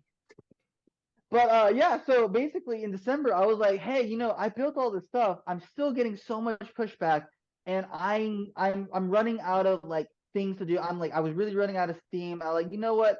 Let me go ahead and take on my team. So I started reaching out to like friends. I was like, hey, please reach out to me also because like I'm very nervous. I was very shy. I didn't know how to go. I was gonna like reach out to these people. But like, hey, I'm just trying to do this. I know you guys have all seen what I've done. If you guys are interested, please reach out to me. My dude, I had like around the ballpark of like 50 different people like reach out to me like, hey, I want to be a part of VerseXR. Everybody knew I had no funding. Everybody knew that like even like during the talk, like, hey, I can't pay anybody right now. I have no way of paying you. I like that cool. Like everybody was okay with it. I went through like around like 50 people, and out of those 50 people, I ended up choosing our small team because these are most of them are people that were local, but I trust yeah, a lot of the I saw people on your our team. first team photo on Instagram the other day. Like that was I like was 3 days ago. so happy. 3 days ago, you had your first team photo. Am I wrong? Like I 3 or was 4 days so ago. happy doing that. Yes, that was our first team photo, and the reason we did that, and it's so funny. I don't know if you saw the bag of weed, but basically one of our teammates, his name's What do you Supreme. mean? The bag of legal substances in the state of California where it Yeah, was yeah, consumed. We are in yeah, the yeah. state of Florida where our Republican governor does not allow mind-altering medicine along with a concealed weapons permit, which I have one of. So, yes, in your state of California, you can have some dank ass dried product. Where in the state of Florida, we cannot have a concealed firearm and some dank ass dried product. Continue. 100. Okay. Well, so my God damn it. So my teammate Supreme, he was moving out of town. He was like, and he was like, hey Rene, I'm moving to New York. He was one of my teammates. They're like, hey, I have a fuck ton of weed. Why don't you come pick it up? I'm like, that's a good idea. And so happened like the next day we were having like a whole team meeting over at the pier because one of our teammates has a boat over at the pier in San Francisco.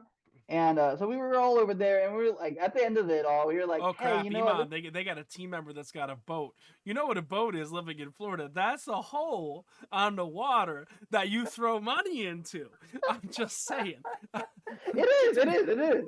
I mean, he lives on the boat. It's pretty nice. I mean, it's okay. But yeah. So we were over there and we're like, hey, let's go and see Supreme. It's his like last few days here in town. Let's go and get like a team group photo. This is like the only time we're gonna get like as big of our team right now without funding. So we're like, oh, okay. So we went over. We went over to the statue. We took a photo and smoked some hella weed. It was great. So, But so yeah. that team, how did you come across hiring the individual members of the team? What strengths do they bring? When we're building the team, when we're talking about your run rate and stuff like that, look, I want to know why you're paying some guy named after your clothing company, hashtag Supreme, why we're paying the Japanese clothing company Supreme. No, this is a serious question. Like, because you built a That's his lot of legal this name. yourself. You built to an MVP yourself. Why do I need to Yes. pay 6 more people other than you as a venture capital investor now? And what strengths do they bring to the team? I ask real, even when I'm drinking Long Island iced teas pre-made from a glass, I ask real venture capital questions because this is the time of day Let I'm me awake. let me ask you a question before I even answer Yeah, anything go about my ahead. team. Would you invest into a company with a single point of failure? I mean, that's If that's that's I'm the Tesla. only That's person on the Tesla. That's my largest investment. Don't ask God damn it! dumbass questions. Don't ask Damn. dumbass questions and expect dumbass answers. Elon Musk dies. Is there any more Tesla? So, Rene, when you ask dumbass questions, you get dumbass answers. I'm sorry, but it's also Hey, that's true. okay. You're proving my point for me that like most VCs, from what I've been aware of, don't invest in the single point of failure companies. No, Which I at the agree. time I very much was like, even though I could build the whole thing, I was doing everything myself. I knew that I was a single point of failure. Angel investors knew it. People couldn't just take the risk on me because if I crashed, where's the rest of Bro, the you team? did the How does best the thing you company? could do, because this year I've been like on the same thing. Like 2023 is the year for team building. Like you could only get so far like by yourself. It says you Exactly. want to go Hey, look, far, get a team. If you want to go I'm a fast, go by degenerate. yourself. Yeah, no. I'm a degenerate that wants multiple people here that are watching my YouTube channel would rather me be not breathing right now. Like, I'm not kidding you. I have multiple death contracts on my head. How do I know that? Because I've Happens. had hitmen come to me and tell me they had a contract on my head and tell me they weren't paid enough to actually kill me. And have turned That's around and turned state's terrified. witness. That's literally not a joke. Uh, like, that's why I travel more than I don't travel, and that's why it's like when you can nail me down for an interview at home, it's kind of it's a unique thing. But yeah, no, I've had people threaten my life and everything like that, you know. So I never started a business because I got too big of a target on my back. But you guys don't fuck with crypto scammers though. So you added 6 people to your team. What are those Yeah. strengths? If you can give me one strength of each of those people, and that's Sure. not their job title. Like, I want to know what they bring. As weird as it sounds, you know, in the venture capital world, they go, okay, what is the unique selling proposition? I'm only remembering one guy's name. You know, what is the unique selling proposition of Supreme? You know, why is Supreme the supreme choice to be the supreme? And I feel like Exhibit talking about taking your car and putting more car in your car because he's going to pimp your ride. But, you know, Yes. those 6 people, when you've done a majority on your own and you built a lot of that pitch deck on your own and everything like that, why do I have to pay as a venture capitalist to feed those other 6 mouths? I think that's a very valid question. Very good. And to be full disclosure, after we're done raising, we're planning on hiring actually a couple more people. But yes, let's get started. So over the 7 people, you know, one of them's me, so let's skip me. I'm gonna go through the people. So let's first go over my CTO. His name is Tony. And maybe let me real quick. Actually, I'm gonna go ahead and just for the sake of this, share my screen also. Yeah, please, go ahead. Yeah, no, because if you want to talk about actual people, yeah. So Tony is Frosted Flakes. He's more than good. He's great. Awesome. He is great. So yes, Tony, he's my CTO. What he does is, so whenever I first built my MVP and everything, and I was like, okay, cool. Well, how am I gonna get this integrated into, like, let's say Decentraland? He within like a day had me as So much integrated. Tony is. Let's give him a real title. He's your API motherfucker. He's your API ninja. I mean, yeah, he really he's definitely one of them. One of them. He's very technical. He has good foresight too. But my best thing about him is that, and I'm gonna say, like, in general, all of these people, they're all like, they're the one common trait that they're all gonna have, and the strongest conviction why I would actually have all these hired is they're all loyal. Every single person, I don't have to think second about what I have to say to them. And if I say, like, hey, something fucking crazy, they're gonna fucking do it because they believe me. They're not gonna go and second guess me. And I need people that are loyal, that can go and trust my batshit craziness. But we'll go into it. So Tony, yeah, he's very technical. He's a background in cybersecurity, and he's very he was able to go and help me get a lot of my integrations started and going, even currently. And he was actually the one that introduced me into ChatGPT and started even using ChatGPT to write some of our code, and was able to literally in 2 days get that, like, you know, that Decentraland, like, most of the MVP Gangster. done. The only piece that we couldn't get done, and this is because we needed some kind of ticketing system that I just don't understand because I'm not technically adept enough. But basically, there's some kind of ticketing system that Decentraland needed to give us, like, some kind of, like, authorization to, that we're trying to get cleared with, so that way we can go and start adding video chat directly into Decentraland, and people can start doing it. So is Decentraland the easiest API integration you guys have right now? It essentially comes into your proof of concept. They have the most open platform that exists right now. Am I correct or No. incorrect? I think he Second just said the most open. opposite. Oh, okay.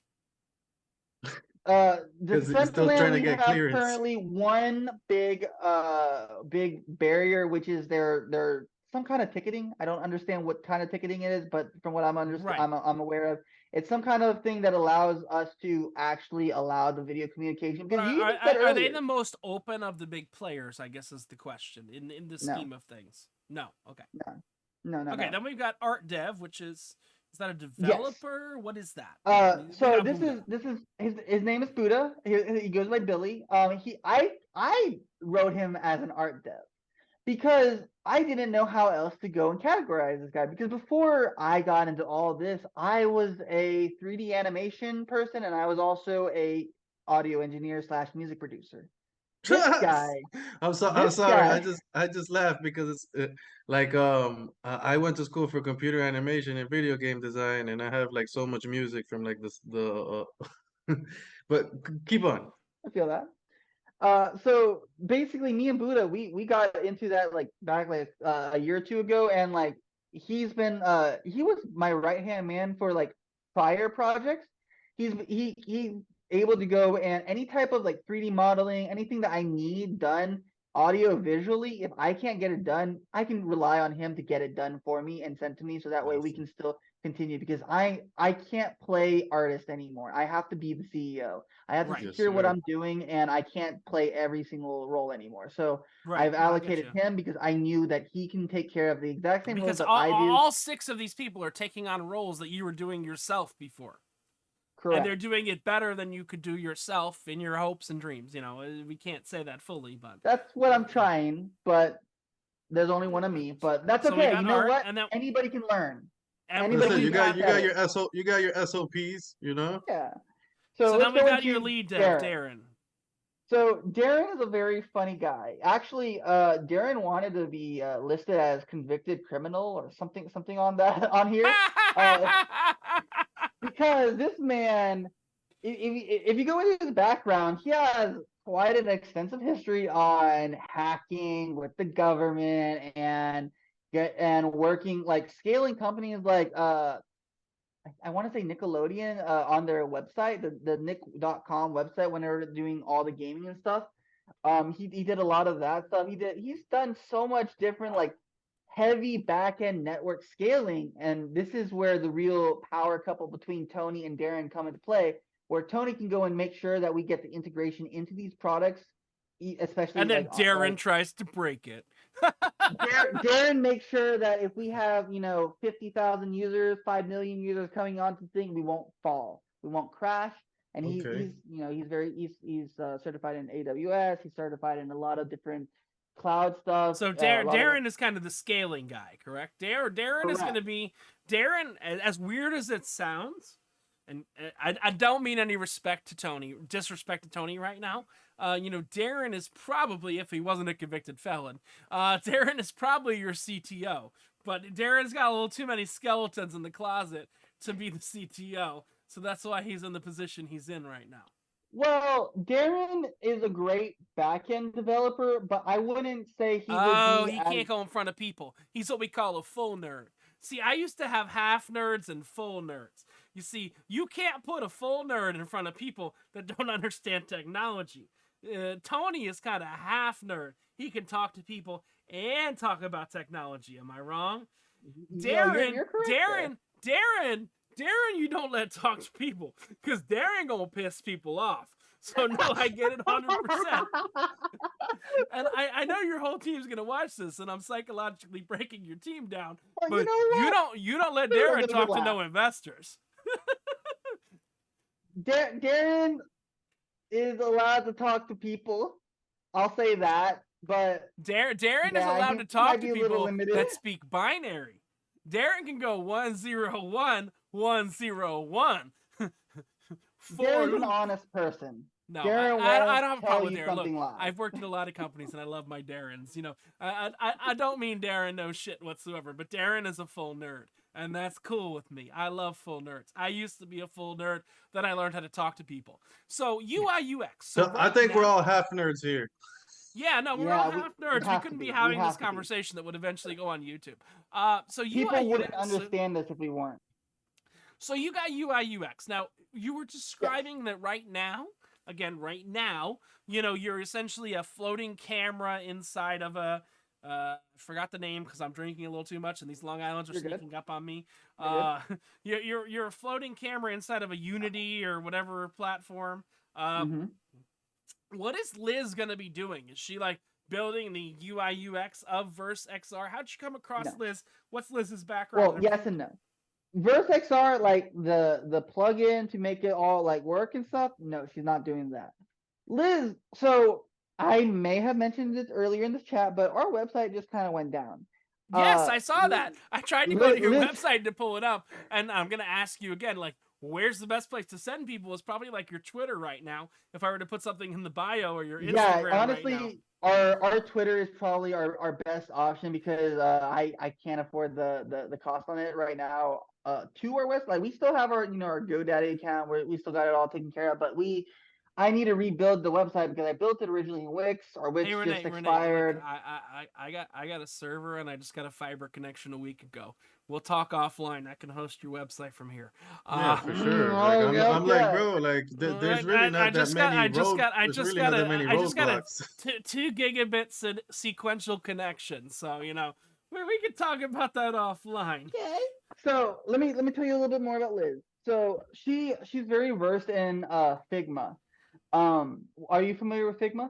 That is a web design language, correct? That's a web design UI UX layout. Yes, I know it very well. So I'm going to be having her take care of our website here soon, and she'll be in charge of it all. And she will be working with Darren to connect the back end to make sure that it is all, stable and steady. And then we've got that entails all like React, JavaScript, and stuff like that. Yes. Then we've got our baby daddy, which is Supreme. I know it stands for business development. I know it stands for business development, but baby daddy, a couple of I'm gonna start calling every BD I know a baby daddy. Hey, well, business development, he got to father the business, There's the baby daddy. We got baby daddy Supreme. So in the end of the day, the deals that you're eventually going to work out with companies, that's going to come down to the baby daddy before it gets to you. But business development. I'm not kidding. Yes. I'm kidding. Yes. So let's say the founder is always the baby mama because it birthed it. And Rene is the baby daddy. Hey, look, I invited Eman tonight, but let's not lie. Eman's coming on all these calls from now on because we just gonna get drunk and talk to founders. And if a founder wants to talk and be sober, there's this Jamaican guy I used to work with. He's from Haiti. He used to tell people when you can't do something the right way, you go for yourself. But he'd say it in Haitian. He'd go, Mom, if you don't know what you're doing, you need to go for yourself. And they go out of guest relations and they go, did you just tell me to go fuck myself? And the greatest thing is, I actually changed the common Haitian phrases Wikipedia page to add go for yourself for him. And that's still there to this day. That is a common Haitian saying, go for yourself. Because I'm actually going to see him tomorrow. So it's a little ridiculous. But go for yourself. Continuing on. So all right, full stack. Yes. Let's talk about Supreme. Supreme. Sorry, I forgot about baby daddy. Go ahead, continue. Baby daddy. So he is one of our people or I guess for the deck, he is our person in BD. He's actually very useful. So he has in the past been able to source us a couple of leads for metaverses and a couple other just different connections, but rather it be like maybe a VC that was interested or something. Has he gotten Tom from MySpace yet? You need to put him full time on getting Tom from MySpace. I haven't even told my team about the whole Tom from MySpace. The only person I even mentioned this at all was Tony the other day. It was about the whole Tony probably had a good belly laugh at that. He was like, "Why the hell are you trying to do this, Rene?" I'm like, it just makes sense, Whatever. It's kind of dead, but it's a dead blue ocean, and we're about to bring it back into life. Underdog begets underdog. That's the reality behind it. Underdog begets underdog. So BD is out there Resurrection. trying to kind of get them companies, because again, your end user, and we'll get into your monetization in a bit, but your end user is not really paying for your product right now when you first Correct. launch. Yet. Correct. Our end user will mostly be like a free user or someone. Maybe they might pay like a small upcharge to their service provider. But yeah. All right, so we got business development. I'm not going to call him Baby Daddy again. Supreme, who's trying to bring in them new API connections, and then we've got Austin, who's your full stack Yes. developer. And for those of you who don't Yes. know what full stack developer is, Austin is probably, correct me if I'm wrong here, you can, Rene. In a real world, Austin is probably the highest paid member of the team, because Austin can develop across all the different platforms, iPhone and Android and web and computers and all that kind of stuff like that. That's kind of what a full stack developer is. So if you were to be paying someone, that's your highest paid member of the team, other than maybe yourself. Yes, Austin is a full stack dev. He is able to do all of that. The funny part is Tony, Darren, and Supreme are also full stack devs. I just don't have them listed as full stack devs because I didn't need to.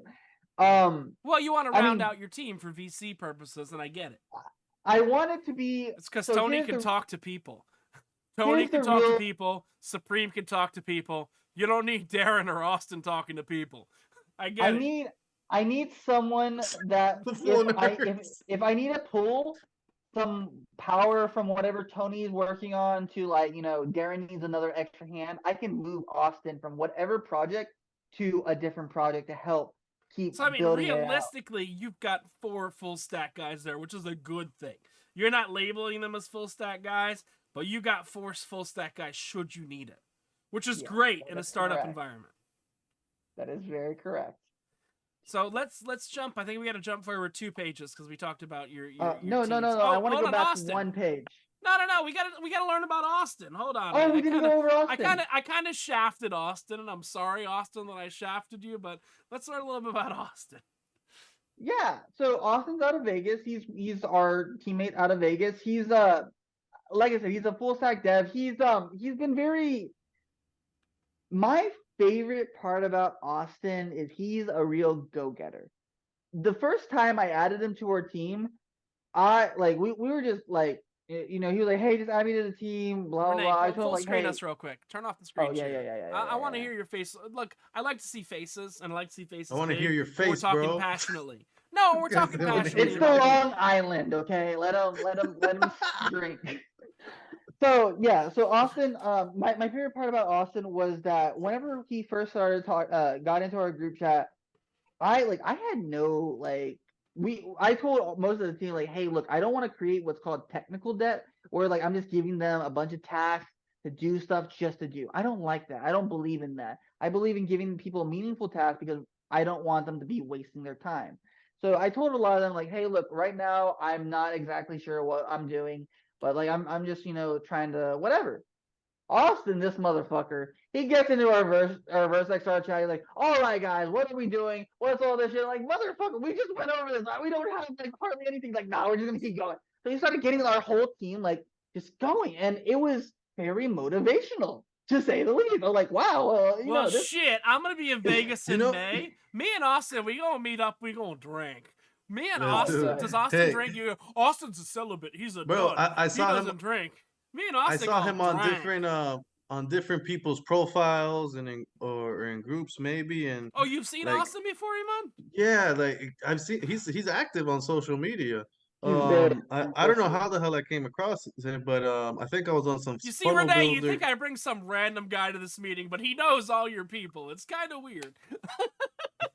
Well, not all the people, but what's it called? I see him posting on some funnel guys, like a funnel builder profile, and they're talking about this new software called marketingblocks.ai, and Austin's like, oh, I got something better, but he doesn't disclose it. He's like, message me.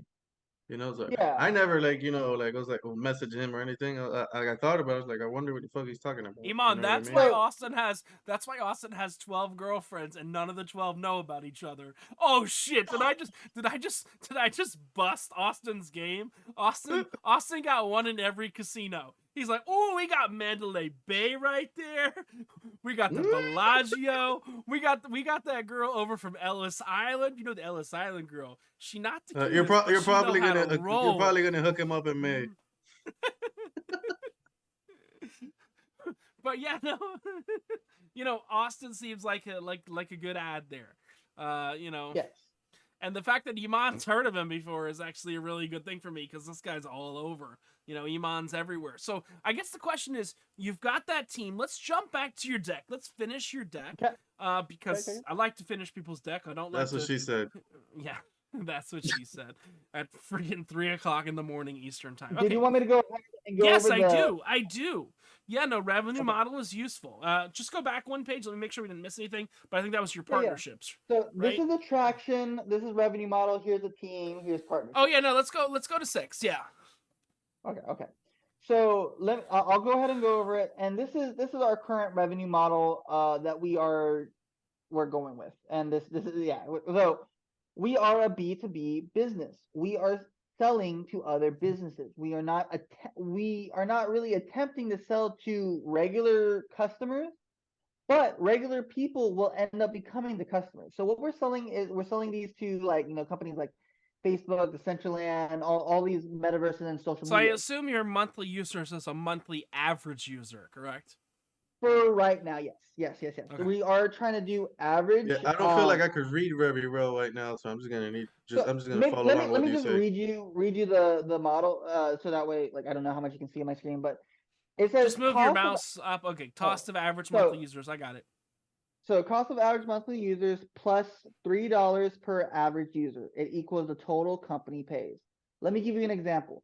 If, let's say, other side, you know, the Bored Ape Yacht Club metaverse, if they worked with us and they have, you know, 5,000 daily average users, and they had, let's say, a bill of 15,000. So they have a fixed rate plus a variable rate per monthly active user. Yes, I got it. Yes. And that's because, and you mentioned this earlier, that, like, hey, the data cost is going to be ridiculously high. Yeah. And you're right. And I had to put it into my revenue model because right now we are bootstrapped. We have no funding. We can't afford these fees. Right. Essentially, you need I'd say you need a BD or a baby daddy or a business development daddy that can foot those costs. You need someone that's got a server center that'll give you that server for free in order for a portion of equity, because this is hella server intensive right now. It is. Wait a second. It's going to be expensive. Okay. Go ahead, Eman. Like, I'll stop you if you're too drunk. Why is it so expensive? Like for the server cost. So you know? that 50K is just a random number I gave, but let me tell you why. Yeah, but how many users is that? Down here, the cost is affected by quality of stream, and these numbers that I'm estimating are at 1080p at 60 FPS, and then multiply that by your average, you know, user. Right, and So and correct me if I'm wrong, that's the AWS cost with just your data coming through it. If you were to partner with someone that's got higher data going through AWS, they have a much lower cost per gigabyte. You know, essentially, based on AWS is one of the cheaper ones, but you like no, it's not. well, it's one of the more reliable ones, Iman. There you go. Like, wait, well, I don't mean cheaper. I'm sorry, but they kind of make value oriented, affordable. You know what I mean? Like, I'm sorry, value oriented. They make things affordable. I'm sorry. Value oriented. It's not cheaper. Nothing AWS does is cheap anymore because they're losing too much money on Amazon. Wrong word. But they're losing too much money on shipping shit to people in one day. So they have to make that money up in AWS prices. But there's so many different alternatives. You're going to laugh. The cheapest one nowadays that I found, and I've priced it for a lot, and Rene will shake his head and go, Richie, you're not wrong. The cheapest one of the big boys is probably actually Azure, because they're trying to break into that space. So Azure is probably the cheapest one on a bandwidth and usage basis. Too. What? Like, That there's was the these. cheapest one we found too. Have you guys heard of Digital Ocean or Vulture? Yeah, but what's the reliability of them? What's their uptime? You know, what's funny is a lot of these digital ocean, 99.999%, and you know what they're doing? You know something what they're like that. doing? They're selling AWS that they're paying for with venture capital money, and eventually they're going to be more expensive than AWS. Remember, there's only so Gotcha. many people in this world that have data centers. So you know, Yeah, it's a kind of lot like of these think businesses aren't even think of a lot of profitable these. yet. You're right. Think of a lot of these back in the day. Like you remember the companies that were paying a percentage on crypto. Until the venture capital money dried up and they all went out of business, a la FTX, a la Celsius, a la all of them. They're kind of like all All of those. them. Everybody's pretty much using, even Apple. Apple, I hate Microsoft. Apple doesn't really have their own data centers. They're using Azure. Apple's using Azure. You're like, oh, Apple has their own data centers. They're the second largest company in the world or whatever. You know, they're still the largest company in the world, but they're using Microsoft Azure because they don't want to build their own data centers. Am I wrong, Rene? Azure is the No, best you're price right. right now. It is. I've looked into it too, and that actually was what I've come out to also was that Azure was the best price out. All right, so let's take a look. We're on page 6 of 11. I want to get through your pitch deck, and I don't want to get any of your booty calls there. Just saying, because I see them coming up in the bottom right-hand corner. So yeah, We're almost ready. So it's almost ready. The 50K in cost, that number, that's just made up. That one can right. be That's a made adjusted. up fixed cost. That's a Yeah, made up that- fixed that cost, and then you have. is the- But I would yeah. say your variable costs are pretty dead on per monthly average user based on the amount of 1080p 60 frames per second. Well, most people are probably with their internet connection going to send over 30 Like a frames per 30. second. Yeah. But I mean, 1080p fixed 60 frames per second is not a terrible thing because some people send 30 frames per second 4K. 1080 60 is not a normal default variable, but I like how you costed that there. I don't disagree with your variable costs there. Cool.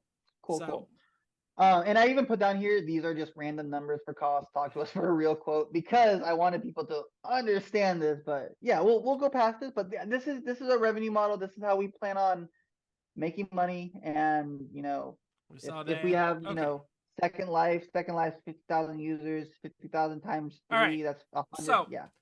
So you're looking for 3 million in exchange for 15%, which if we work That is that correct. out, we do some We're math. looking at a 20 million evaluation. We're putting the whole company at like a $20 million valuation and change. Yes. Correct? Yeah. This is what they're going to ask in the barn burner. They're going to say, okay, what are you valuing the company at? You're valuing it 20 million. You have no revenue so far. You're pre-revenue. But okay, whatever. And so you're looking for the $3 million for 15%. Can you break through what percentage is owned so far by everyone on board? I know you probably Wait a second. own the majority. Did you already say what kind of valuation this is? Ooh, So I like this. Oh 20. my god, I love this. I love your cap table. I'm so happy you had this Oh ready. shit! I shouldn't be showing that. God damn it. Okay, that has a little too much information that I should not be. I'll blur it. It's not. It's okay. He'll edit that little part. No worries. He got you, bro. Don't worry. I didn't say any of that out loud. Psych! I'm kidding. But no. Here's the question. In reality, look, let's not bullshit. Let's not beat around the bush. How much do you control right now? Is it more than 50%? 82%. You own 82% currently. Yes. And everybody else gets vested interest over time, I would assume. Correct? Yes. So if you saw my notepad, you would have saw some straight numbers. Those straight numbers are just because it's for easy sake of ability. Whenever I started talking to investors, I just put down what total amount I basically am going to be promising these people in total. Right. But yes, this is vested. This is these people are all The Saki got you to open up that notepad. Oh my! I cannot believe I opened that. No. We're at 1:37, an hour and 37 minutes. I'm gonna write that in my notes. I can't even tell. I'll tell it to blur that out. Thank you, because that is some information I need to keep. 1:37. Okay, I got it in my notes. But I mean, Thanks, appreciate essentially, it. the thing is, you know that people are going to go up on that because you don't yet have any partners or minimum viable product or stuff like that. So I mean, again, I don't want you to give this away, but you own 82%, so you have a little bit Yes. more negotiating room than 15%. Trust me, I'm not one that's going to try and see exactly how much negotiating room you actually have. But wait, Correct. so what's that valuation? 15% The at 3 valuation million is puts 20 you at million. what? 20 mil. 20 million? 20 mil. Yeah. So here's the fun part. But you know that And Kevin O'Leary's gonna tear you apart. Oh, Kevin good. O'Leary's. Good. Or I'll tear Robert him apart Herjavec or while Mark we're at it. Cuban. Because the Lori funny part is, Grenier, Lori Grenier, and that other woman, I'm forgetting her name because the Long Islanders are making me forget her So name. Oh, Barbara do you Corcoran. have? They're gonna go. This. So you already have your I'm cost per involved in this. acquisition number figured out, which is $3 per user, Mhm. right? But yeah. That's yeah, their but that's CAC. just That's server their CAC. time. Yeah, that's their That's just CAC. server time. That's their CAC given the current cost of server time and given Yeah, the current but cost of development and what everything what like what that. we need is an actual cost per acquisition with marketing channels. Oh yeah, no. But remember, the marketing is almost Iman. I hate to say that. You see, they're not attracting It's just users. no marketing. It's gonna be like a viral They're product. attracting. It's a B2B. So Got you. their correct me if I'm wrong, Rene. You're welcome to. Their marketing is the business. Is the Yeah. business to business. You're not Correct. marketing to end But you users. still have a cost per acquisition or cost per act. You know what I mean? It's a little different I though for mean, businesses. it's They're yeah. not talking about, and I hate to say, I know you're in the smaller business space. They're talking about, even if you were to sign on Second Life, which let's not lie, That's Second Life hasn't been 50K relevant. daily users. Second Life has not been relevant for 20 years. I'm sorry if you're a fan of Second Life, but Second Life has not been relevant in 20 years. Even if you were to sign on Second Life, you're talking at We're about a gonna call Rene multi-million-dollar the contract. necromancer. He's gonna bring stuff back from the dead. Second That's what Life, people have been saying about MySpace. me. So yeah, I mean, we've already said that Renee's going to bring back MySpace from the dead. MySpace. We're doing this now with Second Life, and we're even in talks now with Meta. Hey, So yeah. hey, but call I me a believe in your necromancer. project, bro. Like I'm not talking shit. Okay, No, so I know you aren't. give me more of that. Let's jump back once you get the cap tables off the screen. I got it off the screen. Okay, so let's talk about slide like 10 and Oh, 11. let me open the slide. That's what you meant. Slides, open screen, share screen. Okay, Okay. cool. So let me go over these costs. Yep. And let me break it down, and let me just make it make sense for you guys, so that way you guys aren't like, how the fuck is this guy about to pull this out of his ass? Because this is a lot of money for a company with no revenue. Right, So why because the fuck does this make 1.7 any million sense? human costs is what you're paying your 6 employees plus 4 more you said you're going to hire. Because even the Long Island makes me remember that. Oh damn, you saw the notepad too long. No, I didn't. It says it right here. You know. No. Go ahead. No, So you said the 4 more earlier. I didn't see the notepad that long. Oh yeah, okay. You said it earlier.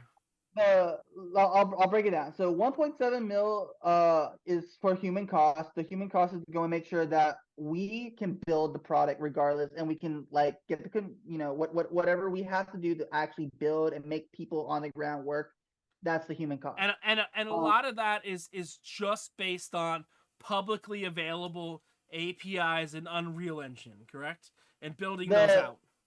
No, human cost is like how much. No, I get that. No, that's your employee people.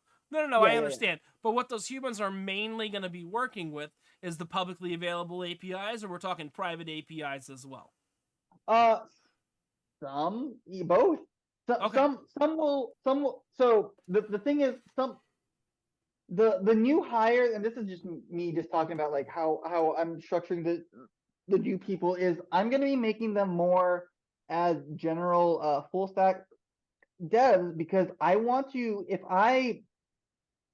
there's something that like, hey, we need to start like redirecting our focus from VerseXR more into a specific piece of the project, I want to be able to go all hands on deck without scaling 200 people. I want to be able to have a very small team that we can go and just use things like AI to help build stuff, and use our team together to help scale, so that way we don't have to worry about huge cost acquisition, but like, just huge costs in general. So that's what those humans are going to be for. But yeah, the human cost is just for, yeah.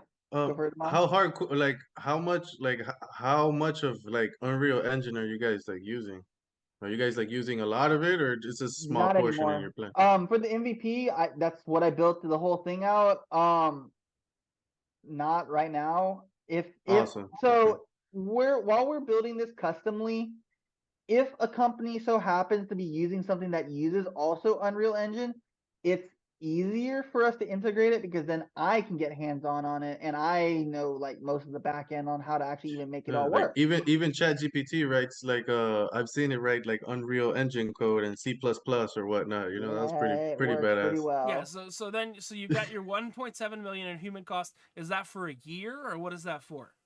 Yeah, so this is actually this is 18 months runway. I was before I started getting into this, I was trying to make it just 1 year, but for now I do have it as just 18 months runway for the 1.7 mil.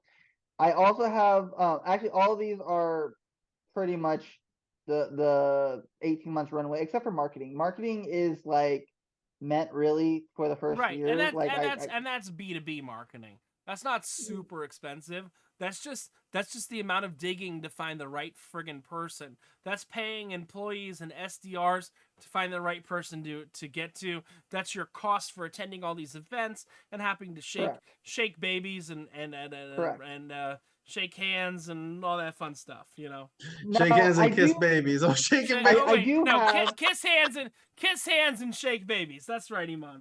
You got shake me. babies, yes. Shake babies and So kiss hands. Yeah. I do have in this thing one more small piece about a 0.2 mil emergency reserves. I want a slight buffer room in case I need to reallocate more money into any of these three pieces. If my data costs are just like, let's say, we get great scenario. People are like, hey, this is the best thing ever. We're spending like a lot of money. Like they're gonna be paying me money, but like I still like need to like make sure I'm taking Oh care of yeah. the No, costs and you're stuff. gonna need data center cost. I agree. I'm gonna need to make sure that like if I go over that 1 mil, I have something to back me up because if I No, don't I have agree. anything to back me up, I'm hurt. I'm gonna be really hurt. And that even and this 0.2 mil can be allocated towards data costs, towards marketing costs. I don't want it towards human costs, but it's mostly towards data and marketing costs to make sure that I can Right. Your acquire. 1.7 covers 18 months of your salary you're So paying to you're the gonna pitch humans. this to Mark Cuban? No. I mean, I would love to. Except he wouldn't ever like this because the thing about this, and this is the fun part. We're talking we're pre-revenue. We're really starting into this 20 million at valuation. Most people, whenever they get into these type of companies, they're like, why the fuck? This should be like maybe evaluated at 3 mil versus raising 3 mil. How the fuck Right. are So you go supposed to ahead. be doing Turn all off this? your screen sharing and explain to me why Yeah, this is worth $20 million. sure. I like to So see let's the face, the full face. Explain let to me me and pull Iman out a right here, because I calculator. know the value of $20 million. You Yeah, know, yeah. Let's pull up a calc. I'm gonna just have a calculator open to the side so that way I can help answer questions a well, little you bit could show your faster. phone. That's no problem. Like you could literally type. You could literally show your phone to the camera. But Oh, do the I math. was doing the calculator in the Oh PC. no, Do just your thing. work your numbers. Again, this is the guy with the SLR. That's a main screen. So I can put a calculator out Fine, really I will clear. do it too. Give me a second. Calculator, Think you need some calculator. more sake, bro. Kidding. Bro, I definitely do, but I kind of ran out, so I'm gonna just deal with it afterwards. I've given up on Okay, so life. I drink out of a beer stein full time. Your uh, green screen is hating your life right now. yeah, Just work the do numbers. I? I'll work the same numbers on my end. Don't worry. Okay. So think about it this way. We're right now we're any company that we work with, partnership or whatever, their average or their daily users become almost identical to what our daily user count is going to be. Because most daily users are, or not most, but like a lot of daily users are Let going me to be people. object. Let me object to your logic.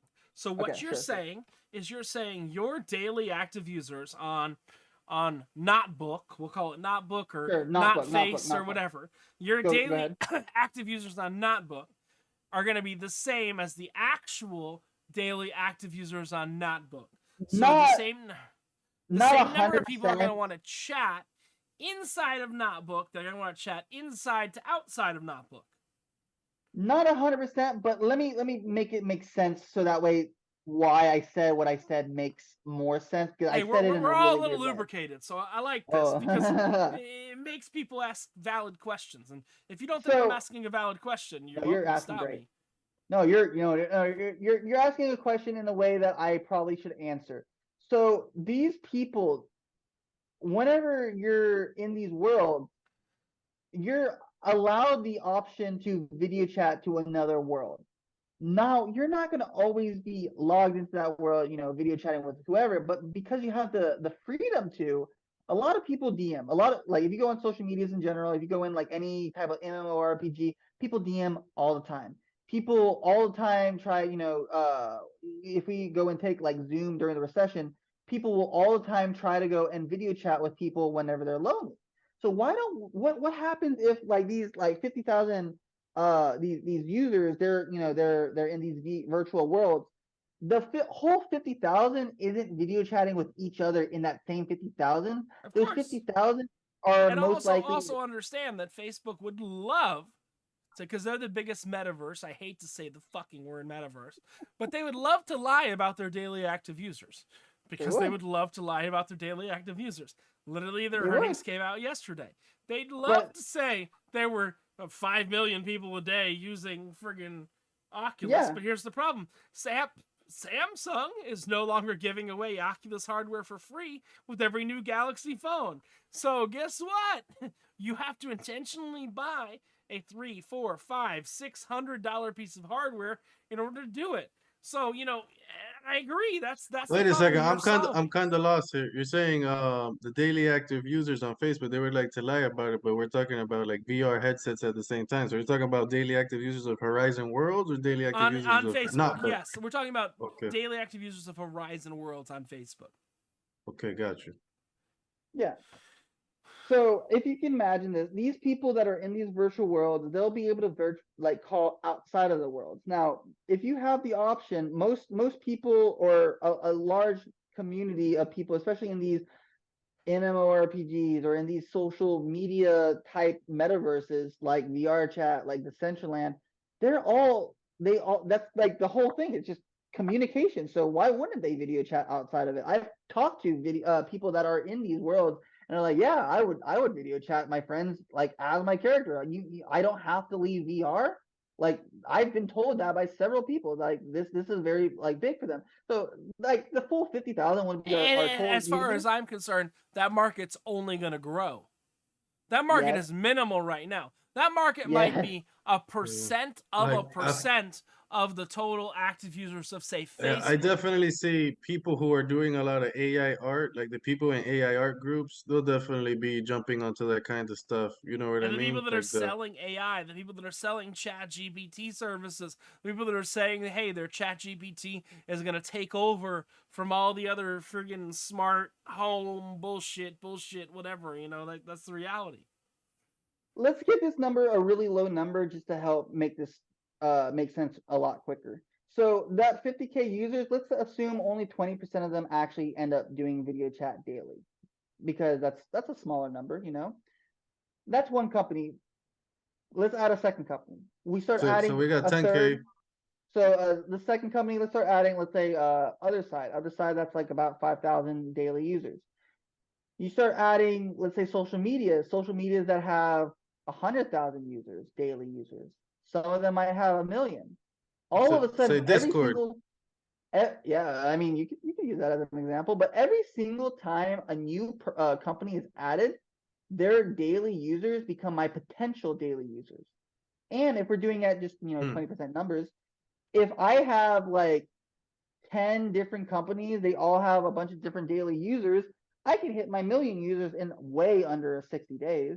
I can go and these companies, they can always like charge it out to their company, but like we have the possibility to like as we scale, more people start realizing like, hey, I can also do it. People think like, oh, this is really cool. They start trying, they start doing the network Wait, effect. They so the start way that happens in 60 days is because of your B2B partnerships, and then your correct. B2B partnerships will be the ones to roll it out. just just tell people, hey, you can now video chat from this platform to whoever. They put out an update. fantastic. Every single person that logged into that day, all 50,000 people are aware Hey, about and this. you kill Zoom. You kill what we're literally talking on right now. Hey, I cannot be a monopoly. Zoom will be around, maybe. The Zoom killer. Hashtag You know, the Zoom killer. it happens. You know, every all good empires come to an end, and if this happens with Zoom, it happens with Zoom. So I guess But your question is, what is your lead time? Okay, let's say for a minute, okay? sure. Let's say for a minute Facebook comes to you tomorrow, right? Okay. Gives you full keys. We're talking theory. Again, I want to say we're talking theory. We're talking theory. Okay. We're talking theory. Okay. Facebook gives you full keys to the kingdom and says, Okay. how long does it make it that server resources aside, how long does it make it that you can make it so that all of our users can talk to people outside of the metaverse? What's your lead time? Out of our metaverse, out of Horizon So Worlds. integration, couple days. Like very, very, very little. It'll be our team. We'll just integrate whatever. Very couple Plus, days. you'll have their team. Their team's probably much friggin' bigger than your team. Exactly. So it'll be even quicker. But then you have to consider that every other metaverse still has to work with me. So the speed on that question is like I have to still have these teams work with me. If as fast as I can go and have these metaverses and other social medias say yes, we agree to go and allow integration. That's really how fast it is because we like integration of our product into their stuff to actually make it all work and make this whole like thing work. That's quick. That's So I super mean, you quick. have But you have an API right now that you could plug your product into, or you have your people that can make an API. we That could would we be could very honestly quickly. build it within a few days if we wanted to be a specific If type you of had full API. access to a full Yes. code base and everything like that, you could build it in a few days. Yeah. Richard, Honestly. what do you suggest to Rene? Because he said he doesn't have no legal stuff set up. Like, should he try to like even reach out to these big corporations unless he has himself protected? Renee's smart. As weird as it sounds, you know what actually protects you? As dumb as this sounds, our first Not having video legal? chat, protects you because it's got a date to Nice. it. As weird as Oh, that it does. sounds, because I'm a third party. I know you from Facebook, and I know we like to chat from time to time, and we shit post from time to time. But like, I have no legal standing. I have no ownership in your company. As weird as that Yeah. sounds, I Neither am do like I. no, but I am like I am like your company's post office. If you remember back in the day, you ever heard of poor man's patent? How you take your patent? I literally have poor man's patents in my closet back there. Oh my God, I forgot about this. You would take your People poor do this in man's the music patent industry. and you would send it to yourself in the mail, and you would never open that piece of mail, and you do it like 5 times over, so you always have 5 pieces of mail. As weird as it sounds, our first conversation 5 months ago to the day acts as a poor man's patent. And and I don't mind giving you the original file, that's got everything there. Like again, there's no hate, there's no love on my side. I just like to talk to people. I just like to understand what's going on. So the real reality is, yes. Do you want to get incorporated as soon as possible? 100% yes. And, if Sweater with their barn burner, trust me, no one's watching in 2 hours deep. If Sweater with their barn burner, maybe they are. Hey Jesse, hey everyone, it's Sweater. They all know me. If Sweater with their barn burner were to say, here's $500,000, where's the legal company we're giving it to? We're not going to give it to you directly. You need that. Look, you need that. You know that. I'm not sitting with you talking to you dumb. I know right now. I know you just showed me and talked to me about 7 employees. I don't know the number because the Long Island season, remember, are Floating himself 7. No. But you've got a cap sheet. You've got all of that. Yeah. But there's no company. I hate to say that there. No, you're 100% right. It's a promise. Business it's a hope, bank account. It's a hope and it's a prayer. And so I love that for you. You know why? Because that shows that you're willing to look. Oh, we're gonna get dirty 2 hours in. You're willing to raw dog it. You're willing to chance. No. I got two big points to bring in, so you're good. You're willing to risk just pulling out and having a baby, and then having to deal with that baby for 18 years, and that baby could be one of your whiny 6 people that decides, hey, he doesn't have a real business. Let me break off. I'm not calling out the baby's daddy, but that's the Lord have mercy. that's the Long Island. Look, oh my God, this bottle was like full when we started. I'm really confused. Jesus But Christ. no, that means that means we're having a good conversation right here. But I mean, the reality is, you've got to protect yourself. And this is me and You're Eman. right. Look, both me and Eman have an LLC. Mhm. Like, we're the only two. You are the only one asking for $20 million on this call. Again, you're asking us, but asking for $20 million valuation on this call that doesn't have an LLC. You're Yeah. talking to a guy who literally makes a job out of wearing no pants. And a guy who literally talks to the guy that makes a job out of wearing no pants. And look, his wife's not going to make it 2 hours into this call. I took Eman out one night, and his wife was like, "You can never hang out with Richard again. You caused way too much trouble in one night because I caused." Eman hasn't even seen my new truck yet. Eman, we got to go out soon before I go out to Italy. Yeah, we're gonna make it happen, bro. We You got gotta to come make to this San happen. Francisco, man. So you know what's weird? So I actually got this is off topic but on topic at the same time. I got you ever heard of the Frontier Go Wild Pass that came out 2 nights ago? I paid $3.99 and I get Yeah. unlimited flights from May 2nd to the end of September. As many flights as I want anywhere in the country that Frontier flies.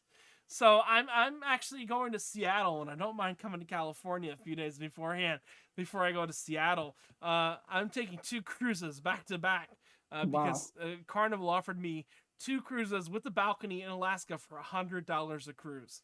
$100, not a day, $100 a cruise per person. Can't That's beat the reality. I'm one of those retired old people that loves cruise ships. But I'm not old at Yeah, all. I gotta learn what the fuck Richard is doing. This guy's always on cruises, always like But, I traveling. mean- Bro, around. I love it. He's doing his best. And he's not even spending money like that, bro. Like, what the fuck? I live my best life. I make good money on this one founder. His name is Leon Musk. That's how my dad. His name is Leon Musk. Yes, how's Leon doing every day? But I mean, that's the reality. Is I wouldn't be talking to you if I didn't think there was some potential there. You know that. I wouldn't Thank be. you. I wouldn't be Yeah. throwing that there on everything like that if I didn't think there was potential there. I wouldn't be getting Eman, whose wife says I can't take Eman out.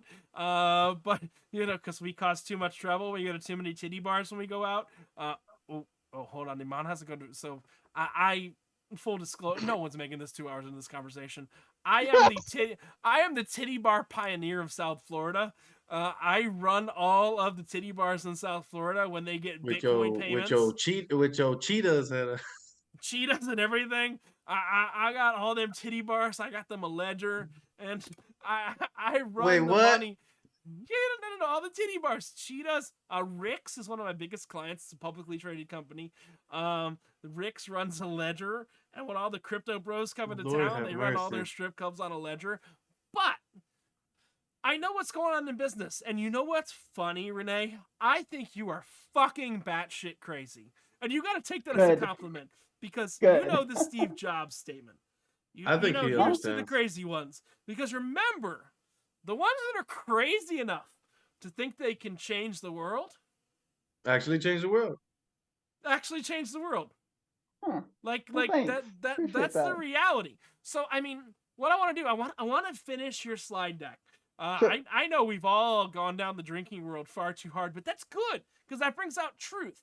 That brings out like why I like to show the full thing is I like to show everybody going on. So you're putting a $20 million valuation. Yes. Okay, that's a And valuation. he's there with the slides. And he's there with the slides. Yeah, you see that? That's my 3D copy of me. Hold on, me. That's your creepy guy with the pedophile of let's He go with goes Bill someone- Gates let's behind him. go- He's gonna no, make no, a no, deal no, with no, no, no. Microsoft. Now Bill Gates. We'll go Jeff Bezos. I'm He has nothing to kidding. do with any of this. Oh God. Unless Rene The has hair and the anything on Twitch. glasses. Okay, continue on. Sure. Honestly, that's our last big slide because this is our final slide. It's just get in touch with us. Our email. Okay. So if you email this email, it actually works. Our website doesn't does. work, Even but, though the website but the doesn't email work. works. So The email website works doesn't because work because you got so much traffic to it, or no. So I have a GoDaddy account. I paid my my GoDaddy part, but I didn't pay my Wix part. So my Wix part is down. But I bought my Wix's head is around the corner from me. I bought my Bro, my you got your Microsoft UI Essentials. UX developer. You need none of that crap. That's exactly. It's like, why do I need? I'm gonna just have her like do that anyway soon. But so jump yeah, back to I full screen with the three of us. If you do have any Yeah, yeah. questions, Rene at VerseXR.io. So I mean, I guess here's the thing.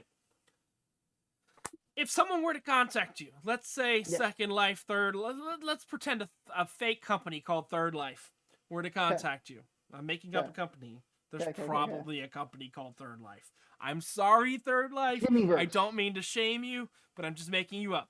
If Third Life were to contact you, I mean, you could get everything running in like a week with their current server architecture, correct? If you were to tie into their current server architecture.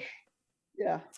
So again, the main conversation here comes down to Sweater and their barn burner. And yes, I know you're looking for 1.5 million, but let's not lie. $500,000 would probably help you out for a while too. You know, that's what they're giving away in their barn burner right now. Yes. And you know, unique selling proposition. Here's what I want you to actually leave us with. This is going to sound like the dumbest thing in the world. You're going to rehash everything, and I'm going to actually switch it to speaker view when I do this. Here's what I want you to do. And I'm going to, and I know you've talked to enough venture capital people that have asked you to do this, but I'm going to give you 2 minutes on the clock. And I want you to give an elevator pitch to everyone. Hold on. You know, I want you to give that elevator pitch. I put 2 hours by mistake, and I don't want to give you 2 hours on the clock. I want to give you 2 minutes on the clock, and I want you to give that elevator pitch. Does that make sense? But just give it to us raw, the same way that you've been talking to us. The same way you've been talking for 2 hours and 5 minutes and 37 seconds is I'm going to put you full screen. I'm going to give it. Hold on, you talk because Eman's full screen. Okay, Rene's talking. There we go. There we go. So I kind of want you to give us our 2 minute elevator pitch so that you can, let me turn on me in the bottom. Hey, there's Richie in the bottom right hand corner. You can't see it. But the 2 minute elevator pitch on, you know, going forward, why you should be funded at that $20 million valuation. I don't want to interrupt you. I don't want to do anything like that. The only interruption you're going to have from me is can you see me in Zoom? Yeah. I'm going to give you a hands up at 30 seconds, just so you cool. you have an idea when you're at 30 seconds, because I think this is important for those to go, and then we'll come back together and we'll wrap up. So I'm going to give you a 5, 4, 3, 2, 1, and I'll hit my start All right, tool. sounds good. Ready? 5, 4, 3, 2, 1, go. All right. So hi, my name is Rene Turcios. I am the CEO of VerseXR. We are building video communication between social medias and metaverses. What we're allowing to do is people that are in virtual worlds, that are in, you know, wherever they be, you should be able to video chat with them. You shouldn't have any type of friction regardless of where they are. The reason why we are currently need the investments is that we are we have a lot of costs and for our data costs, our human costs, and things to make this thing happen. But as soon as we get this taken care of, or we will be able to go and partner with more metaverses, more social medias, and we'll be able to go and scale effectively.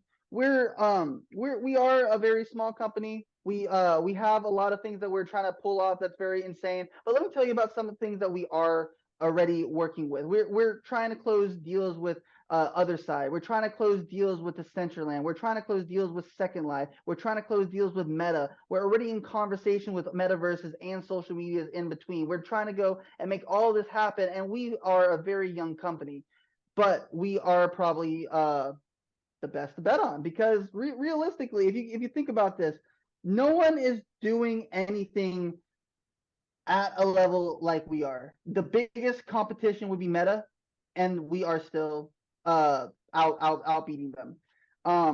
Realistically, I don't have even much more to say than that. That was pretty much it. Yeah, sorry. I'm terrible at this. Okay.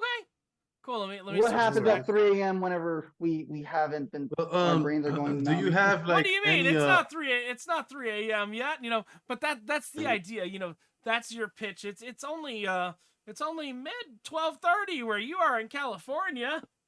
Yeah, we're the 3 a.m.ers over here. Hey, question, bro. Yeah.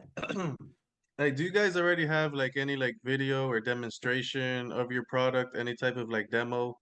So we actually don't like to go and provide demos like that via video. We can Well, you provide, don't have, well, I don't, I'm not saying to like provide a demo, but like, yeah. maybe like a 15-30 second video.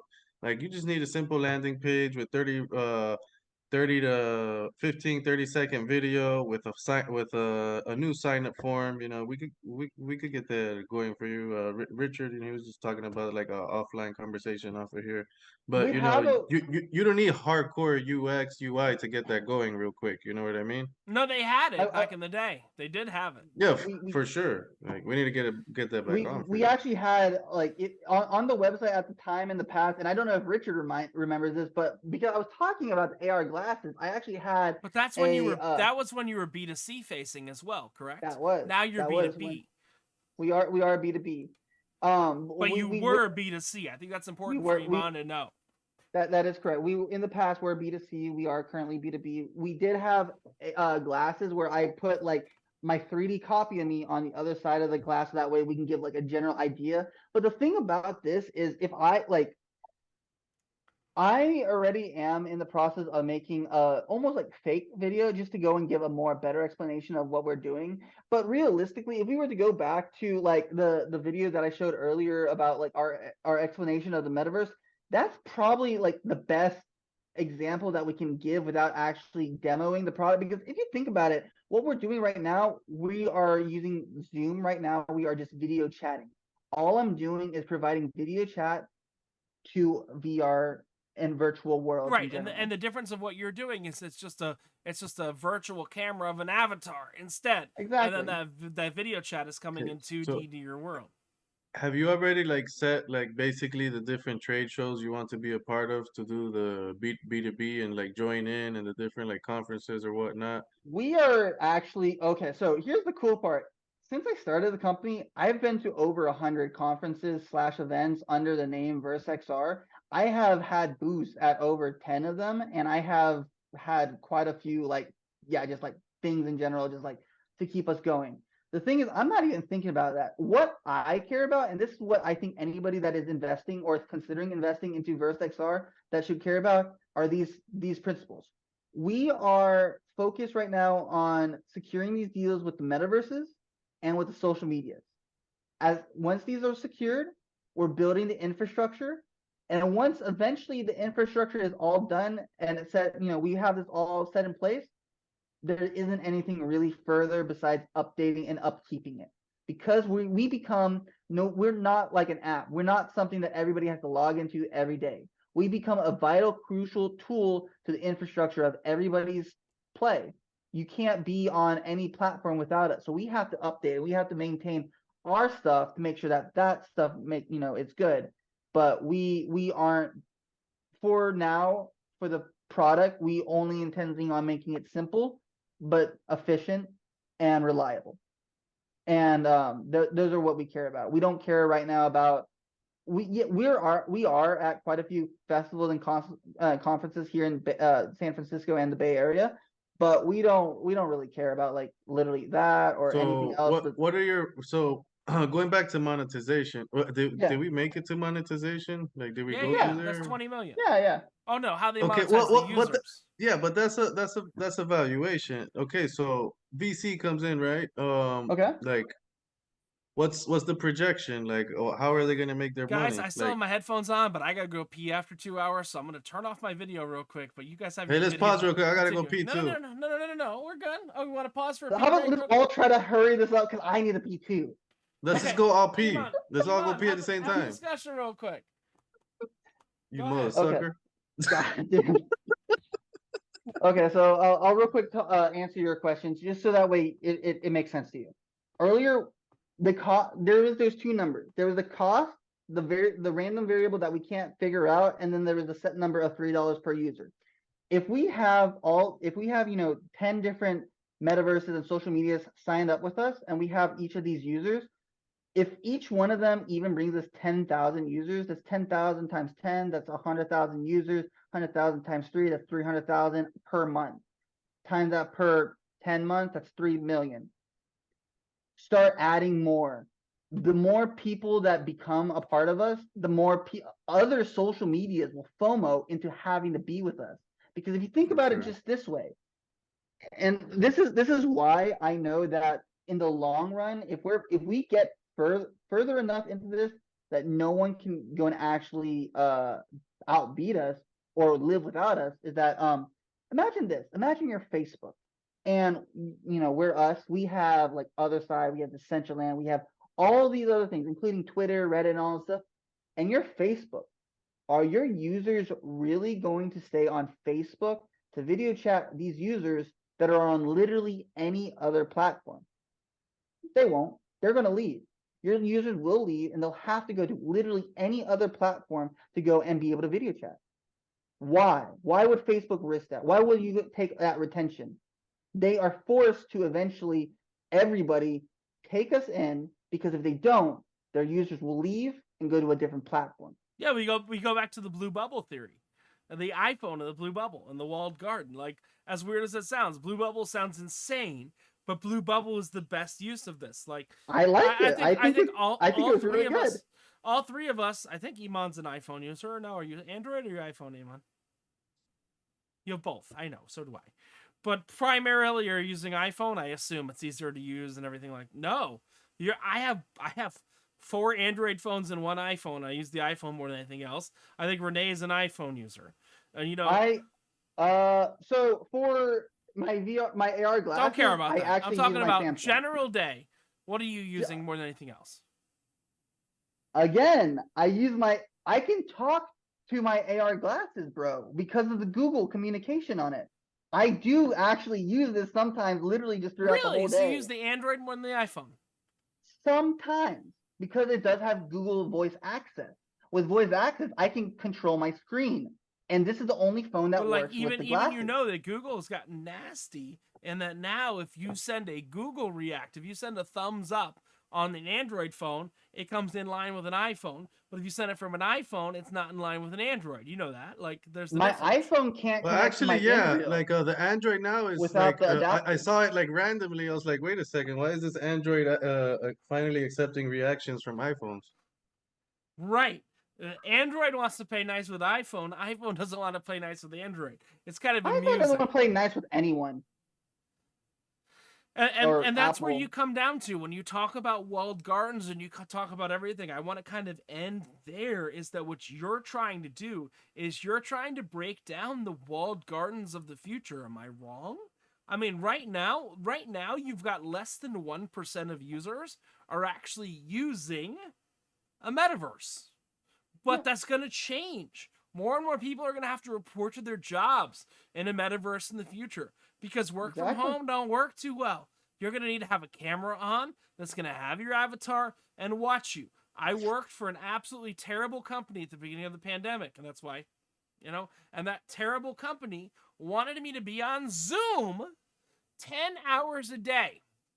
What did I do for Zoom 10 hours a day? I took this webcam and I pointed it to the ceiling. It was on, but it wasn't on. That's the reality. And when you get into metaverse and you get into avatars and stuff like that, you say, well, it's not a privacy invasion because the webcam is just modeling a 3D version of you. But, in the reality, we're getting more and more as we get to remote work, as we get to those things like that metaverse is to become more and more important. And if you were to own even a small percentage of the metaverse, that is a great benefit for you. Am I wrong? Absolutely. So for most people, I agree it would be a great benefit. For us, we don't actually care if we own the metaverse because we're the infrastructure. Right. You are the API. You are the middleman. As weird as it sounds, as dumb as it sounds. The middleman's right? good. The middleman's good. But no end user. After you make a partnership with, let's say, FaceTwit, right? Because we're just combining Facebook and Twitter. After you make a partnership with FaceTwit, nobody that uses FaceTwit should ever know the name VerseXR. Correct. They shouldn't have to. VerseXR, as weird as it sounds, is not really a name you need to protect. I think we should give Rene his break now. You know, No, that's no. We're but gonna wrap up now. But you know, Okay, VerseXR awesome. might not be a name you need to protect because it's just a business to business thing. You know, in the end of the day, I can change the name anytime. in the world. No, but you live in the world where all these companies exist. Me and Mhm. Rene are in South Florida. Not me and Rene. Me and Eman. Oh God, it's a long one. Me and Eman are in South Florida. You are in the middle of friggin' Silicon Valley. I know literally every conference you go to, you're talking to someone from one of these companies, and I'm not wrong. You know, literally every, I mean, good luck finding someone from MySpace, but literally every one of these companies, You can't find them on LinkedIn, bro. I typed on no, LinkedIn trying to find like you, MySpace people. Like no one works there. Like how the fuck do I This reach out to mo- these people? it's like what the liberals predicted would happen to Twitter. It's like no, once Elon takes over and fires everybody, there's not going to be a Twitter. Twitter's not going to be a real thing. Twitter's going to be fake. It's kind of like the female orgasm. Nobody really knows how it happens.